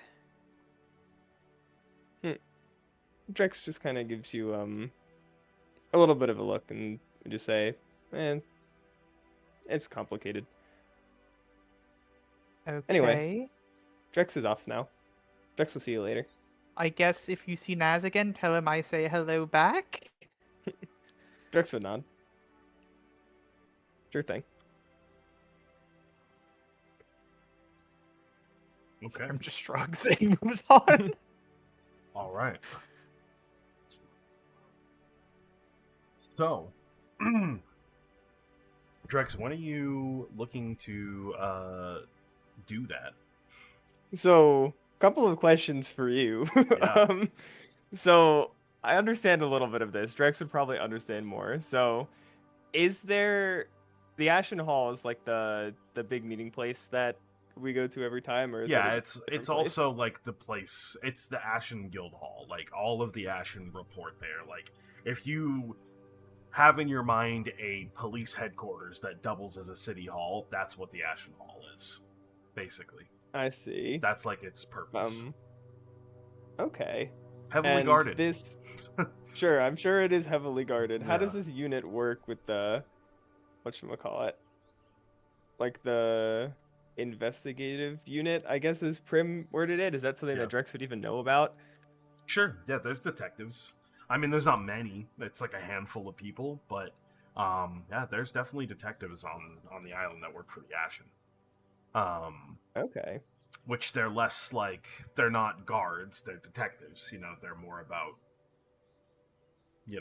investigating versus regular standard Ashen, which are just like guards and a law enforcement, pretty much. Sure. As well as it's technically a clerical order as well, so but okay. And then lastly, how much of the layout of this building is like public knowledge? Like, would Not Drex much. know where the Like, investigative papers are kept, I guess? The Ashen Hall, when you enter, it is literally a grand hall. You know how to get up to the council room because you've been there many times. You know how to get to the matron's porched living quarters in the Ashen Hall. As far as the law enforcement side of the Ashen Hall, which is pretty much the rest of the fucking building, there's not much public knowledge because it's pretty restricted. Like, you can't just walk through a police agency, you know what I mean? So there's definitely a lobby and a place where, if you have concerns or you want to report something or whatever, there's a lobby for that. But beyond that, you kind of have to have clearance to get into those places, Oh yeah, So- that makes sense. Then here's what we'll do. I think Drex will spend today, because it's not uncommon for Drex to just be at a place at this point. I feel like that's probably expected. Sure. Just in the Ashen Hall, just keeping an eye out for, how do I even say this? I guess the people that look like detectives or look like they're working on specific cases, or part of this police force sort of thing, where they go, where it looks like they navigate to, so Drex can just get a better idea of where in the building Drex would actually need to go. Okay. Well, with you not being allowed to go beyond the lobby, you pretty much see if you would see there's lots of officials. It's not just detectives. There's plenty of people who are administrative side of Ashen that also move in and out. So it's kind of hard to determine between, is that person a detective or are they an official? There's people that work for the government too. It's not just Ashen that work here. And there's plenty of guards that move in and out of the space too. Let's see. What I will say, you would be able to notice the building is definitely split purpose-wise, right? You seem to see that the left side of the building, if you're looking at the entrance, the left side of the building is more used for guards, and the right side of the building definitely seems to be more administrative. You see when people are coming in to, do a guard shift, or there's rotations or whatever, or guards are coming back for a break, they always seem to go to the left side of the building, whereas the right side is where you notice a lot of the officials and things like that. That's where they tend to go. So you kind of are getting an idea okay, one wing is for this purpose, one wing is for the other purpose, right? Sure. Okay. Let me think what I want to do beyond that.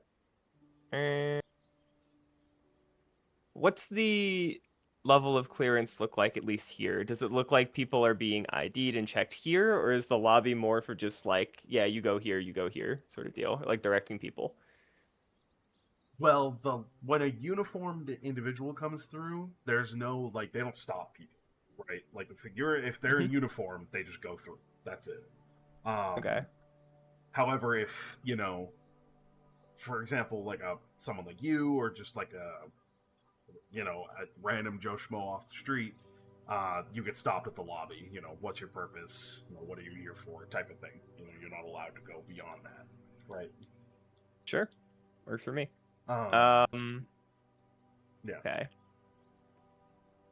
Man, it's a tougher task than I initially thought. You are I'll figure breaking something into out. a police facility. I don't really know what you expected. Yeah, I don't know. I was hoping And, just a the filing major cabinet in a government room, hall.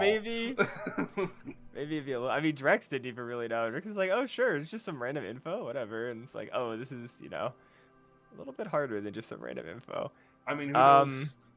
Who knows how many people are here at night? Might be different if you wanted to try to sneak in, but that's a different ballgame. Right now, you're just observing, so. Yeah. Here's what we'll do for now. I'm going to think up on some ideas if we want to pivot to the next person. Sure. And I will get back to you. But for right now, Drex will say is just doing reconnaissance and just figuring out what the logistics of the building are. So we'll say like all the info you gave. Sure. All right. Sounds good to me. All right. Who wants to go next? Anybody? Maybe anything specific? I know Naz wanted to talk, and eventually I was going to talk to Naz if you still want to do that, Noah. Sure. It's fine by me. Very well. Very well. Where do you want to meet? Who's meeting who? Well, the problem if they're both trying to approach each other at the same time, so. I don't know if it would be at the same time. To be fair, Thess would want today, because yesterday she was at the archive so much, probably today focus up on orphanage work, so she would have come later if you were going to come earlier. Okay, well. Later it is. Yeah, I mean, it's either, I guess it's a question of... If it's How earlier in the later? day- if it's earlier in the day, Naz goes to the orphanage. If it's later in the day, Thess goes to the archives, right? Like that's Yeah, how... the situation. Naz would definitely push it off, but how later in the day are you going? Till the kids are wiped, so a while, because the kids Late. have a lot of energy. Yeah, Late? Yeah. Oh, you know where Naz is then. You know where Naz is. Salt. Are you not coming to her? Oh, No, interesting. Yeah, that's the problem. He has obligations now. That's right. Huh. Well, then she'd go to him. That's interesting. Where do you go to first? Yeah, good luck. His office, in case he's pulling a late night. Nope. His fucking house. Nope. His mom would answer the door, tell you he's not here. Okay. Actually, better question. Naz, did you tell your mom where you're going? He does she know would where you say, he would say to her, I'm going out for drinks. Okay. First of all, your mom knows that's bullshit. So Oh, he's not a creative liar. well, she would grill you, is what I'm saying. Okay, well, She knows you're not he'd going say, out for what's drinks. wrong? What's wrong with going out for drinks? There's nothing wrong with that. You Maybe I want to don't do new that. things. You don't Okay, do that. and what's wrong with it? He wouldn't say. He'd close the door. He'd leave. Fair enough. Oh my God, That's he more invited with realistic. him, He mommy. would just leave. Well, she would tell you that he told her he was going out for drinks, which is obviously not true. So she doesn't know what he's hiding, but he's hiding something. Okay.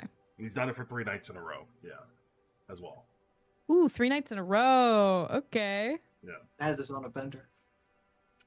But she doesn't know where he is or what he's doing. Okay. I would commiserate with her for a bit and tell her that I'd get to the bottom of it. Mm-hmm.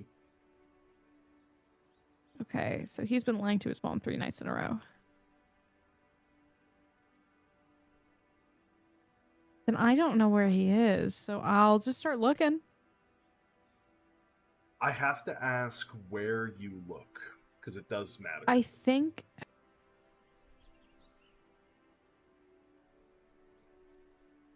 Because, like, it's easy enough to ask Okay. around, but if you're asking around in the wrong place, nobody's going to know, right? So you have to ask around in the right place to get the right information. You know what I mean? Right. Okay.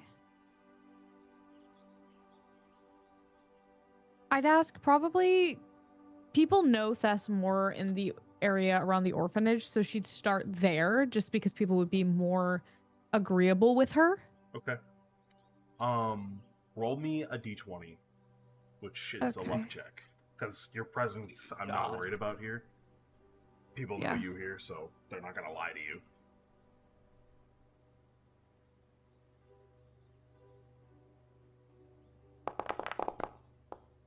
Oh, no.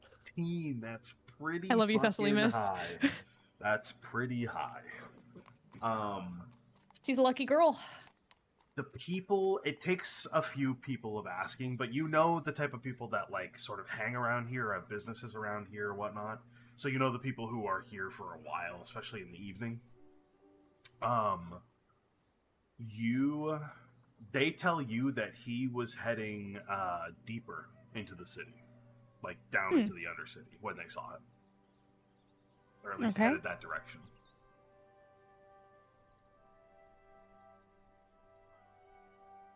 So I would thank them and start heading that direction then. following that trail, now I will require you to make a presence check, because the deeper you get into the city, the less people want to give information. For free, anyway. Divine Countenance. Advantage on commanding and persuading. Yeah, for sure. Definitely counts.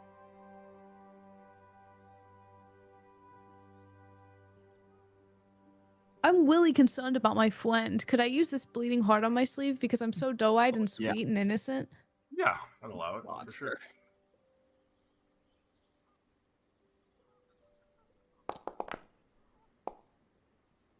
Oh, 25. 25? Take your hope. Christ. Yeah, probably without even needing to pay anybody across like the various different people that are homeless or jobless out here in the Undercity. You would be led to a soup kitchen, a place where people, like the people you've been talking to, go to get food when they don't have money. It's somewhere in the Undercity, probably not the like deepest depths, like not down where Prim works and lives, but somewhere in the middle. Sorry, let me change the ambiance because you're in the city now. Yeah, you're led. The path leads you to a soup kitchen. We're asking around. It sounds like Naz has been volunteering at a soup kitchen for the past 3 nights. Okay. So, do with that as you will. What would you like to do? I don't want to interrupt him while he's working. Do I have any idea of how long he'll be working for? Naz, how late do you tend to stay out typically? About 3 hours. 3 hours. Okay.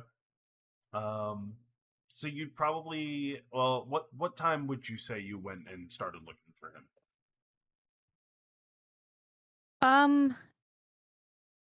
The kids wouldn't have settled until a while because they're rambunctious, but I'd say bedtime's like around 7 or 8, so probably around then.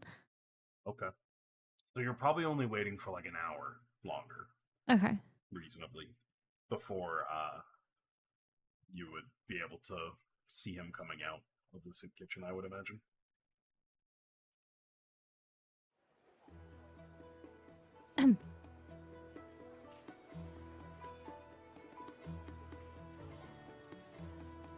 Afraid of walking up to him. Oh no. She clears her throat and just waves. Like he sees a ghost, he just starts walking the other direction. Wait, Naz, Why? Naz, wait.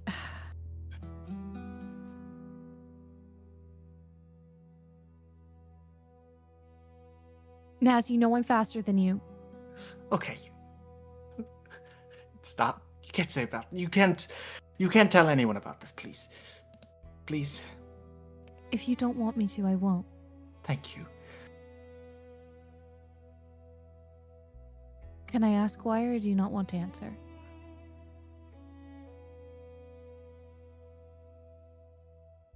I wanted to do some reconnaissance, I guess. See what has been hurting the people the most. Hear the plights. You know, Naz, you better be careful. That doesn't sound very cold-hearted to me. I knew you'd say that. You just give the I'm angriest sorry. stare. I'm sorry. I don't care about these people, if that's what you're thinking. Is that why you keep coming back? Your mom said you've been doing it for the last 3 nights. I hate my mother. No, you don't. That's do what you want? fucking get for lying to her, you piece of shit. Whatever. What do you need? I don't need anything. Okay, what do you want? I came to apologize to you. For what?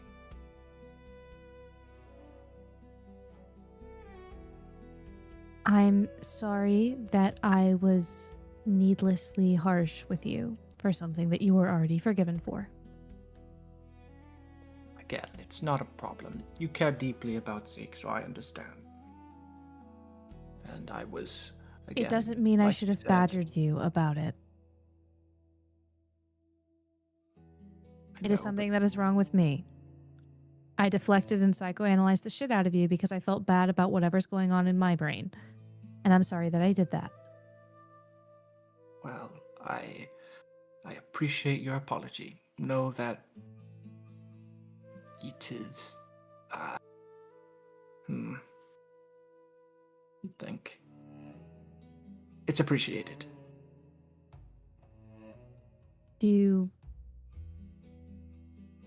I came to apologize and give you a free shot. A shot? Like a vaccine? Not like- an alcohol? No. No. What do you mean? I mean,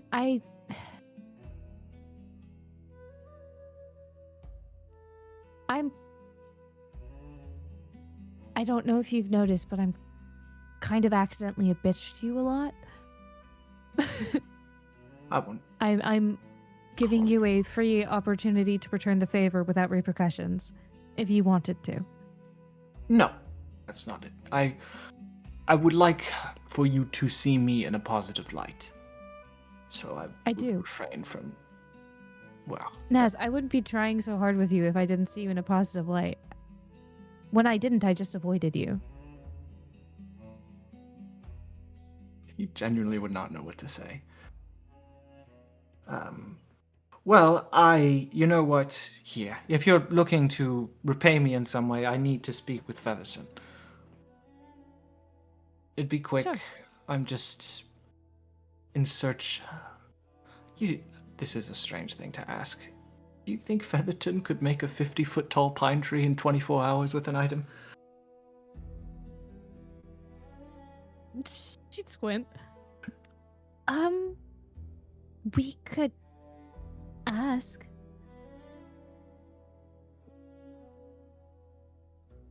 Here.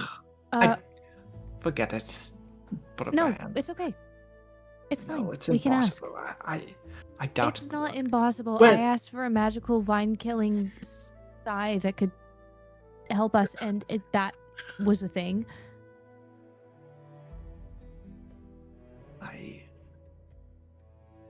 I suppose. Perhaps another time. Why not now? It's fine. Because I like to have a conversation with you that wasn't strictly business. Consider it You an attempt asked- at friendship. The fact that you want to do that lets me know that we can have that conversation after we go in. I mean it. You need it in 24 hours, we can ask. It's late, and I do have to go to bed in a little bit here. Do you not want to go to Featherton's? No, not really. I'd like to not work for a little while. All right. I also meant to apologize for throwing rocks from my glass house at you. What do you mean? Rocks from your The- glass house? I gave Kuropi the cigarettes, and she put a handful of them in her mouth and chewed them. And after that, asked if I was taking her on a date. So I apologize for throwing rocks from my glass house in regards to the date I comment see. that I made.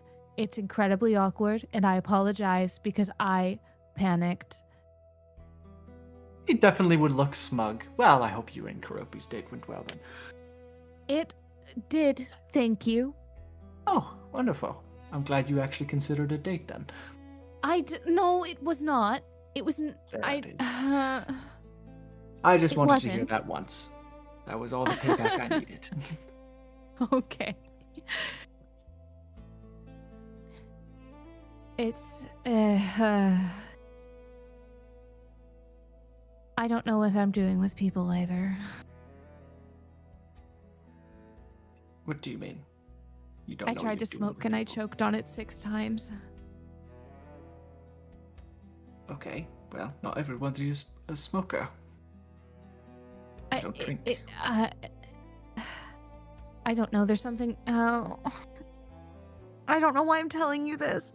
I think that there's something wrong with Zeke and there's something wrong with Kropi. I noticed. And I think that thing is. I think it fucked them up.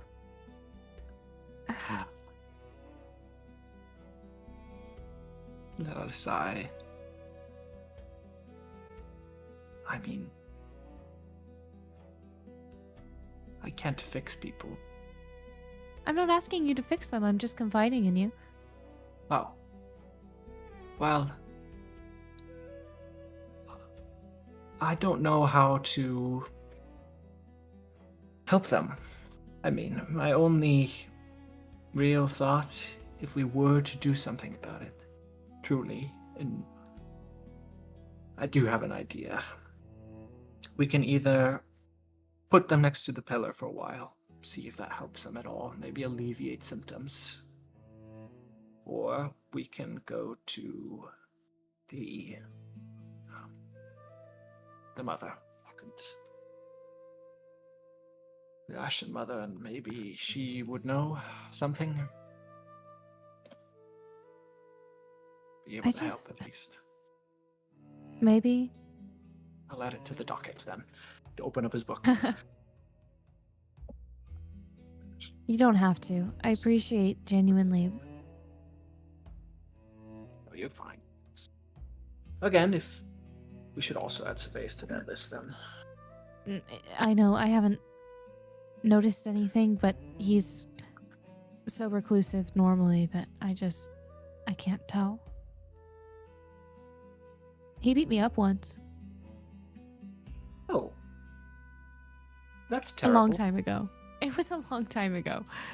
I'm just glad him and Has he Zeke apologized since? he did. Okay, When good. you encouraged him to. Ah, I didn't realize that was what he wasn't apologizing about. That's Yes, he unfortunate. almost broke my wing. Oh, well, I'm glad you are in one piece. I hope. It's okay, he didn't really mean it. Oh, well, Zeke was more mad than I was. it's something the two of you have in common. That's true. Which is Protect worrying. each It's part of other. the thing that I'm worried about in regards to my whole, she gestures to herself and then her head, thing I have going on. What? Do you want me to play doctor to you too, or what? You don't have to. I'm just letting you know that for as much as I prod at your brain, there's not many better things happening in mine. You certainly seem more put together than the rest of us. Oh, I'm faking it. Trust me. Prim should be envious of you then. I mean, you could. Oh my gosh. If you asked Featherton some of the stuff I've written, ugh. You're not the only one that's embarrassed about her having all of that. It's alright. I mean, I've gotten used to it. Embarrassment? No. The fact that there's an imp reading everything I write. That's fair. It's soothing in a way. At least I know someone's listening, right? No, not really. I wouldn't consider it soothing. I would consider it still paranoia-inducing. Voyeuristic. A little bit. Anyway. I don't know. Oh, I think I told you this, but I told one of my friends to speak to you. He hasn't yet, so I don't know if he will. I just want to prepare you for that, just in case that ends up happening. It wasn't done with malicious intent. It was done genuinely for someone to also get to know you. But just as a heads up. It's all right. They've not approached me, and again, I prefer being alone anyway, so. Okay. Well, do you want to make yourself not a liar to your mom? No. You don't want to get drinks? Oh, that's what you meant. I thought you meant to go tell her the truth. Sure. No. I meant let's get drinks so that you're not lying to your mom anymore. I see. I didn't quite understand. All right. Sure. I can have some, I don't know, cocktails or something. You will willingly imbibe? I mean, partially. I think I'm under duress with you, but oh well. Under duress, I'm forcing you. Exactly. I'm very violent and scary, I'll have you know. You better drink your... I don't know, what do you even like? Again, been drunk a lot in my life, so I don't really know. Prefer to keep it that way. Sweet or sour? Sweet. Anyway, another question Sweet? I had. Rum. Do you have any idea what Prim has been planning? I've not the faintest clue. Oh! They didn't tell me either. They're doing a fight thing. Prim's fighting? No, Prim is hosting and I don't know, emceeing, moderating, I don't know, a fight between Saveus, tag team Saveus and Zeke versus Diego. What? Yes, I know. They didn't tell me about it, and then they started throwing chairs at each other at a bar. You generally stop and think a moment.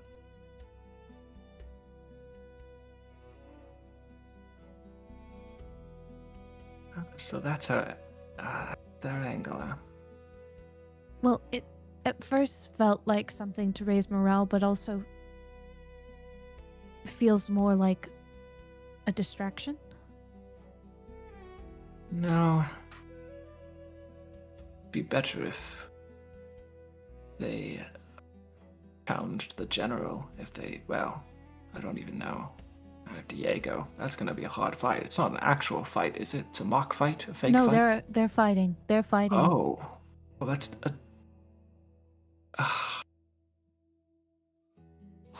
Why did they? Diego's gonna kick their ass. I try Exactly. not to say it in front of Zeke because I The care about whole Zeke. point of this, I and assume, I think he's is incredibly to. capable. It's to build. Okay, you don't have to defend him I every know. breath you take, but. Okay, yes, I do. First of all, second of all, You don't. he's gonna get his ass What kicked. do you? He's What gonna does get his he ass owe kicked. you? He's been very, what do you very owe him? kind to me. I can't. Here's a very forward question: are you in love with him? Hey now, why did you ask that? It's a clarifying question.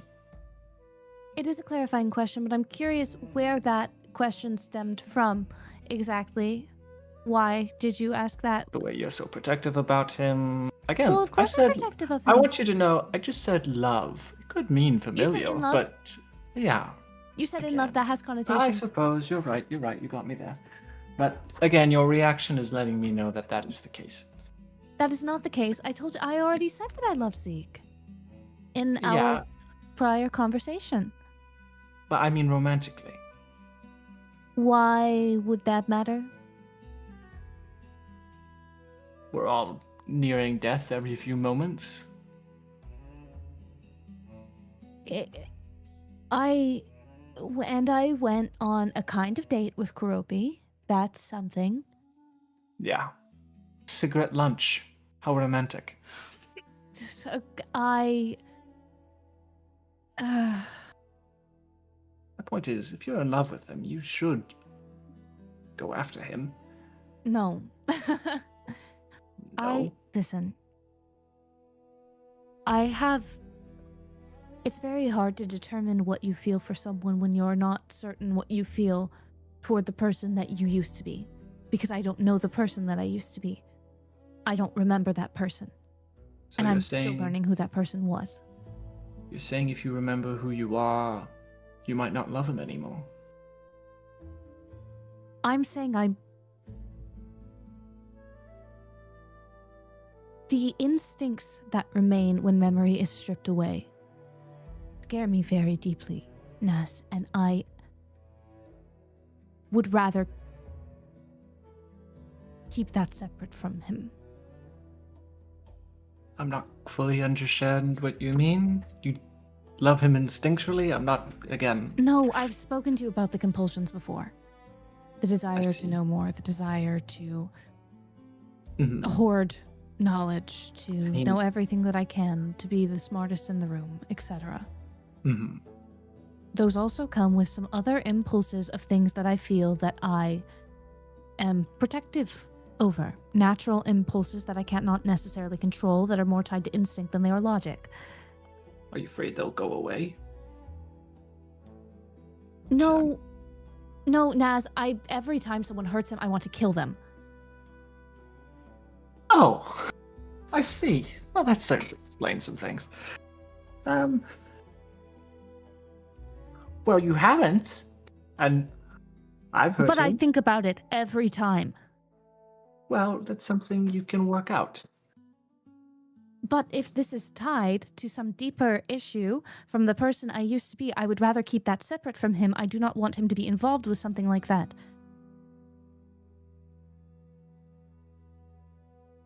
I think no matter what, he's going to be involved with that, whether you admit it or not. I'm curbing the urges as of now. I do not want to exacerbate them by pulling in unnecessary variables.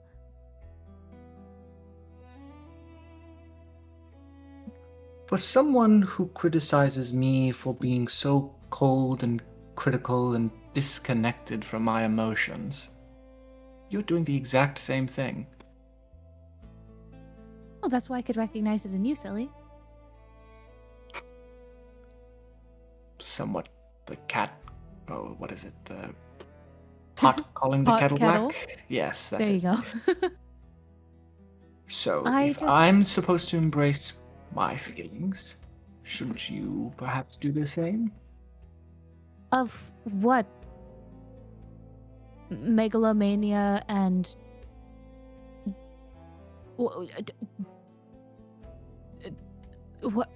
dogmatic murder urges? I don't know what you want me to say.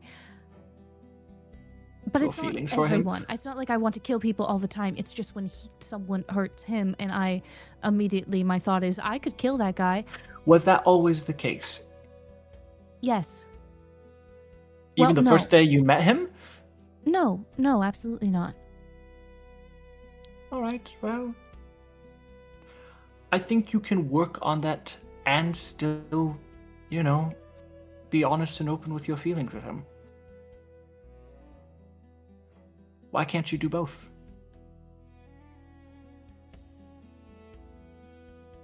Why can't? Because I don't. I'm afraid that I'm a bad person, or I was a bad person. I like Are the you person I kidding am me? now. You I don't literally know the person come. I was you before. literally come from a order of Valkyries sent by literal gods. You're by divinity probably the goodest person on this island. So enough of that. What madness are you speaking But what? of? But who am I to adjudicate that? Who am I to adjudicate that? Your when sister? Maybe? I am not. Who am I to adjudicate righteousness when my barometer is, oh, did that person hurt Zeke? They should die. That's bad. Or, oh, does this person know more than me? I should kill them so I can know what they know. Okay, well, that's a whole different story. That's being protective over somebody you love and killing people for information. Now that's a whole different story altogether. Don't worry about that part. Yeah, well now Didn't I'm mean worried. to say that. Yeah, you did know. I think I'm going to have to reorganize the list now on candidates. What? Nothing. No, I haven't done anything. Well, with what you're saying. And I think it's just a control thing. You have a control thing.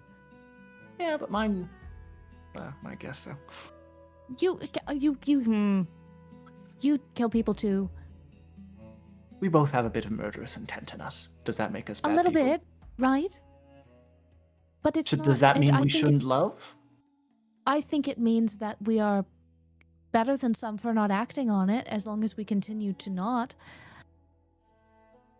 We'll see how long that lasts for both of us. Me particularly. I think that you can last a while. You've done a great job so far. And you're kinder than you give yourself credit for, Mr. Soup Kitchen. Sure. You are. She'd knock her shoulder into Naz's. Do you know what I feel when I help those people? What? The want to see heads roll. So much money and funds spent on lavatory and research while people struggle to find a home, die of addiction in the street, and starve. It's sickening. And they live on their tall peak near their fire of hope and dreams, while the rest suffer in the dirt.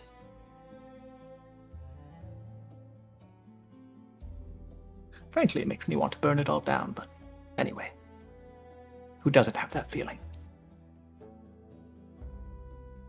Then do something about it. I am. I know. I just wanted to hear you say it. Well, thank you. Anyway, I'm not denying my feelings. You shouldn't deny yours. You should be honest with him. That's my I'm thoughts. not going to tell him anything.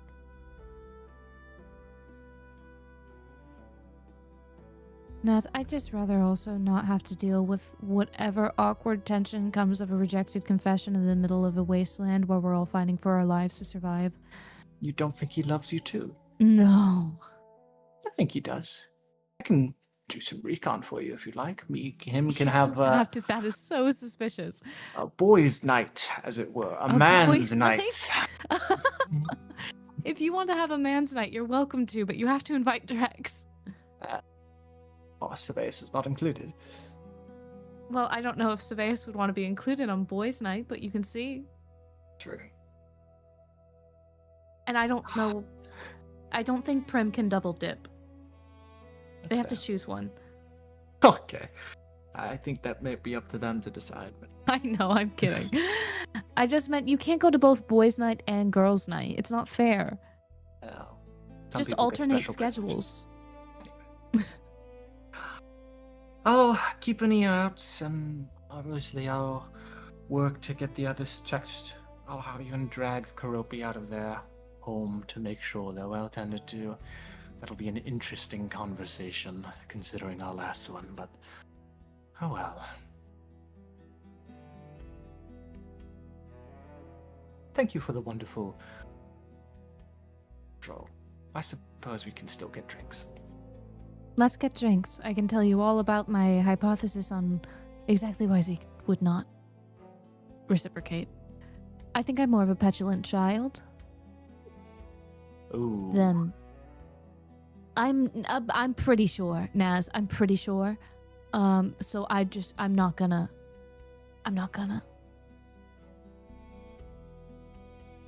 Well, you never know.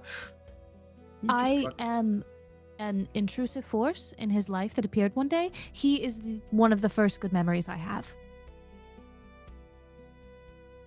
I think you have more. He has more good memories of you than bad.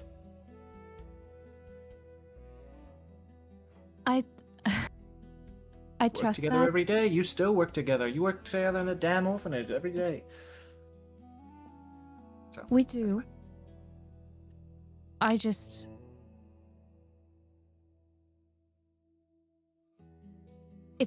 There's a disparity. right. If you say so. He also told me not to... I don't work there anymore. What? He said I should focus on my responsibilities at the archives, so I'm doing I that. mean, so he thinks that's strange. I figured he'd fight for you more. Me too. Ah, well, if you love Yep. something, let it go. Nope. I'm still working there when I can. I work there today. Not that he saw it. He was dealing with contract work for whatever the fuck Prime is planning. Which is their contracts. Yeah, I got fired. Fired? Mm-hmm.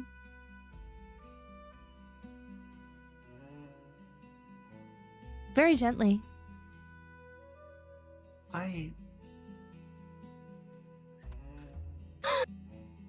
That's... Huh, wow. Want to get drunk? No. Want to get Maybe- tipsy? No, something near there. Maybe a little less, but Buzzed. sure. Good enough. Okay. Please. I think that's all Naz has to say. There's a lot to process there. pour him a Yeah, No, Wow. please. a lot of stuff. Okay. We're getting Well, crunk. We're past midnight, so any final things that anybody wants to do? I would like to try to do the arena fight next week. No. We will. If it's possible for us to get to the next day, because I think that's the evening that it's happening. So Yes. if Yeah, there's I think anything we're getting to that day. anybody wants to do for the remainder of the evening or the next day, let's wrap that up now, and then that way there next week we can jump right into the arena fight, if there is I have anything. something that would be, I think, quick. I will DM you, and you could let me know if you think we should do this now or we should maybe do it at the start of next session. Because I'm a little dumb and had a good idea. In the meantime, Lowell and I did want to RP out our practice, specifically, especially for Saveus. It's a little unique. So, I don't know. Did you want to do it that same day or the next day? We could do either or. Probably the same day because it would just be like the time after the print contract, right? Yeah. Coming back from the lunch.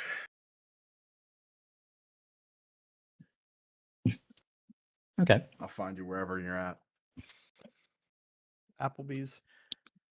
Not Oh, Applebee's. nice Applebee's. You got one in here? Are you guys at That's the crazy. arena?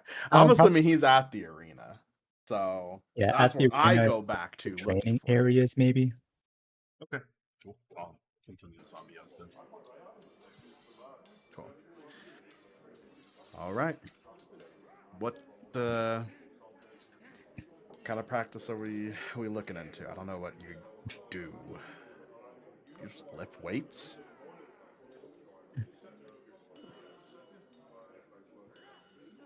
Mainly. No, usually I'm one to fight alone, so I'm usually training on one of the practice dummies, but gonna be honest, fighting alongside another person is something I'm going to have to get a bit used to. Okay. Fair. I mean, we have fought out there. Is that different to you? And when was the last time you saw me actually fight alongside you as opposed to just bashing the skull of whatever was ahead of me without any regard to where you were?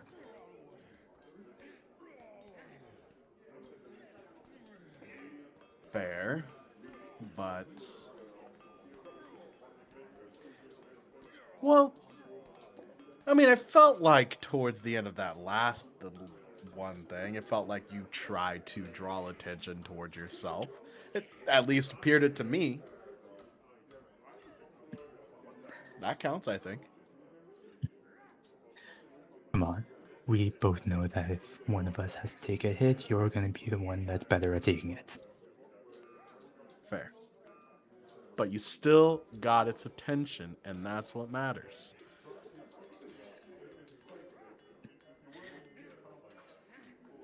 We'll just forget what happened afterwards. I don't think we will talk about that. I don't think either one of us want to talk about that. So.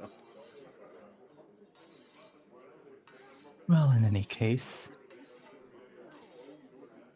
was thinking that maybe we could try out some sparring matches with some other people here, if you were up for it.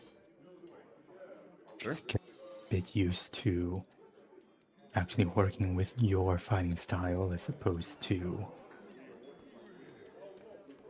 doing my own thing, I guess. Sounds good. I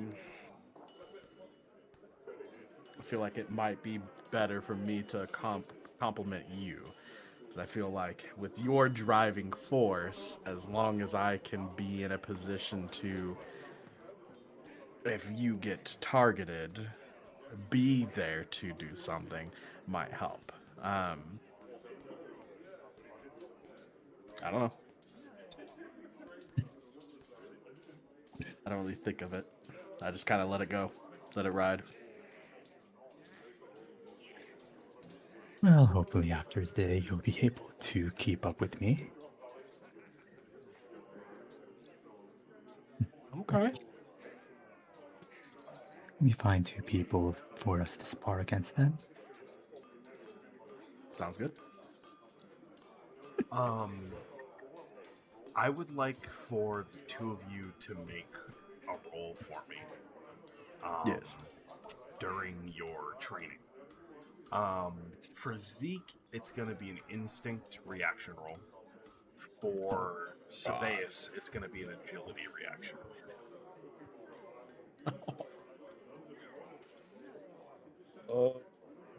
Fuck it. I don't think anything applies. We're just fucking rolling. Can I actually use never underestimate an opponent? More focusing Not in on... this. This is for something else. Gotcha. I think you probably have him beat, but we'll see. You have to roll pretty bad, I think. That's a crit. That's great. Yeah, you're chilling. Okay. You don't notice anything, Zeke. I don't think I was really Space trying to isn't- notice anything. Well, that's why it's a reaction roll. Sabaeus is in top form. He's looking good for tomorrow.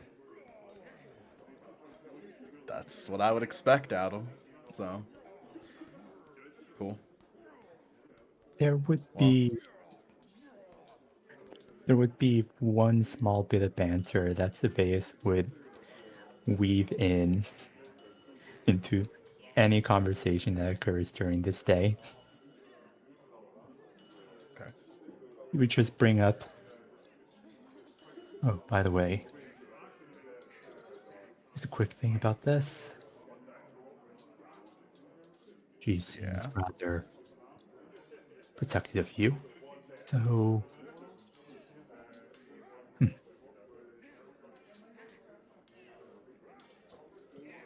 Say the feeling is mutual. Yes, it would make sense. what does it feel like to have each other's backs exactly?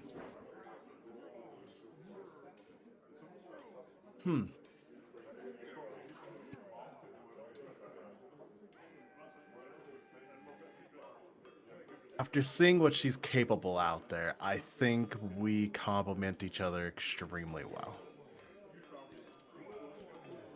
So, I think it's nice.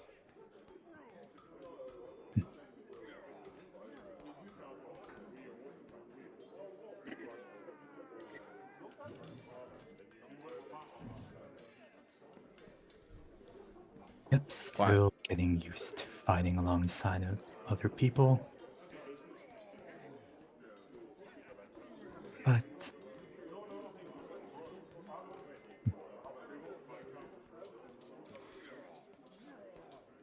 yeah, honestly, this whole thing is really fucking new to me. I mean, it's different. You know? I guess if you go in the mindset where you are in the arena, it's you versus one person, or everybody's free for all. I don't know what all of you guys do where if multiple people tag team on top of you. I don't know. But, I mean... Just one-on-ones. Oh, okay. Well... I don't know. I feel like, at least out there, because I don't know how it's going to feel in here. It's just going to be you and me versus him. But out there, at least, for me, I keep my head constantly on a swivel, constantly looking to see where everybody is at all times, seeing what seems to be the highest danger. I may have a preference in terms of who I may go to first in all instances, but, that can't be helped. But at least in this scenario, I feel like with the just us two, as long as you are mindful of not getting too far away with me, together we will be stronger than we are apart.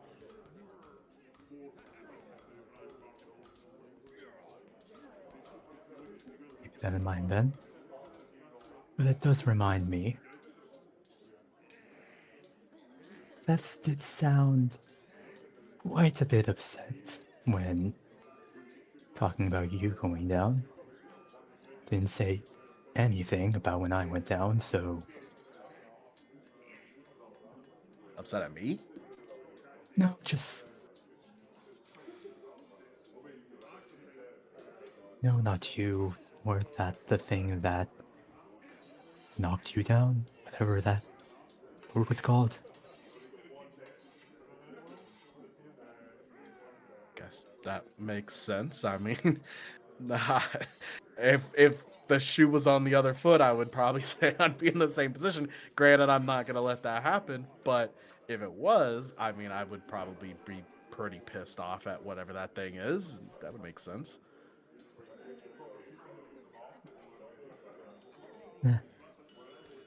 Probably just me. Just maybe a bit peeved that she didn't bat an eye at me going down. I mean, I probably wouldn't think too hard on that.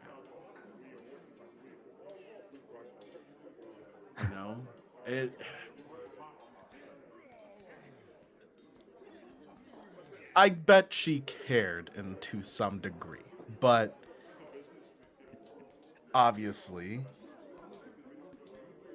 unfortunately, we all have varying levels of connection, and so it would logically make more sense that her mind was focused on what happened to me versus what happened to you.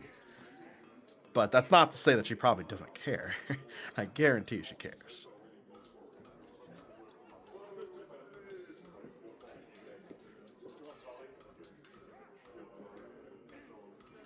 Well, I think that's enough for kind of talk.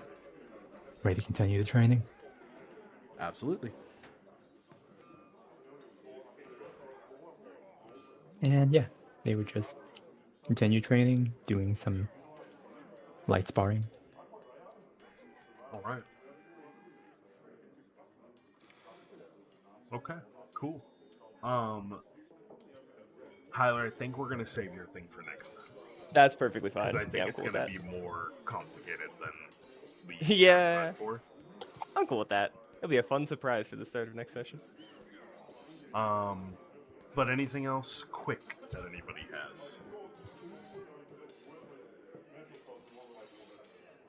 Nope. Not?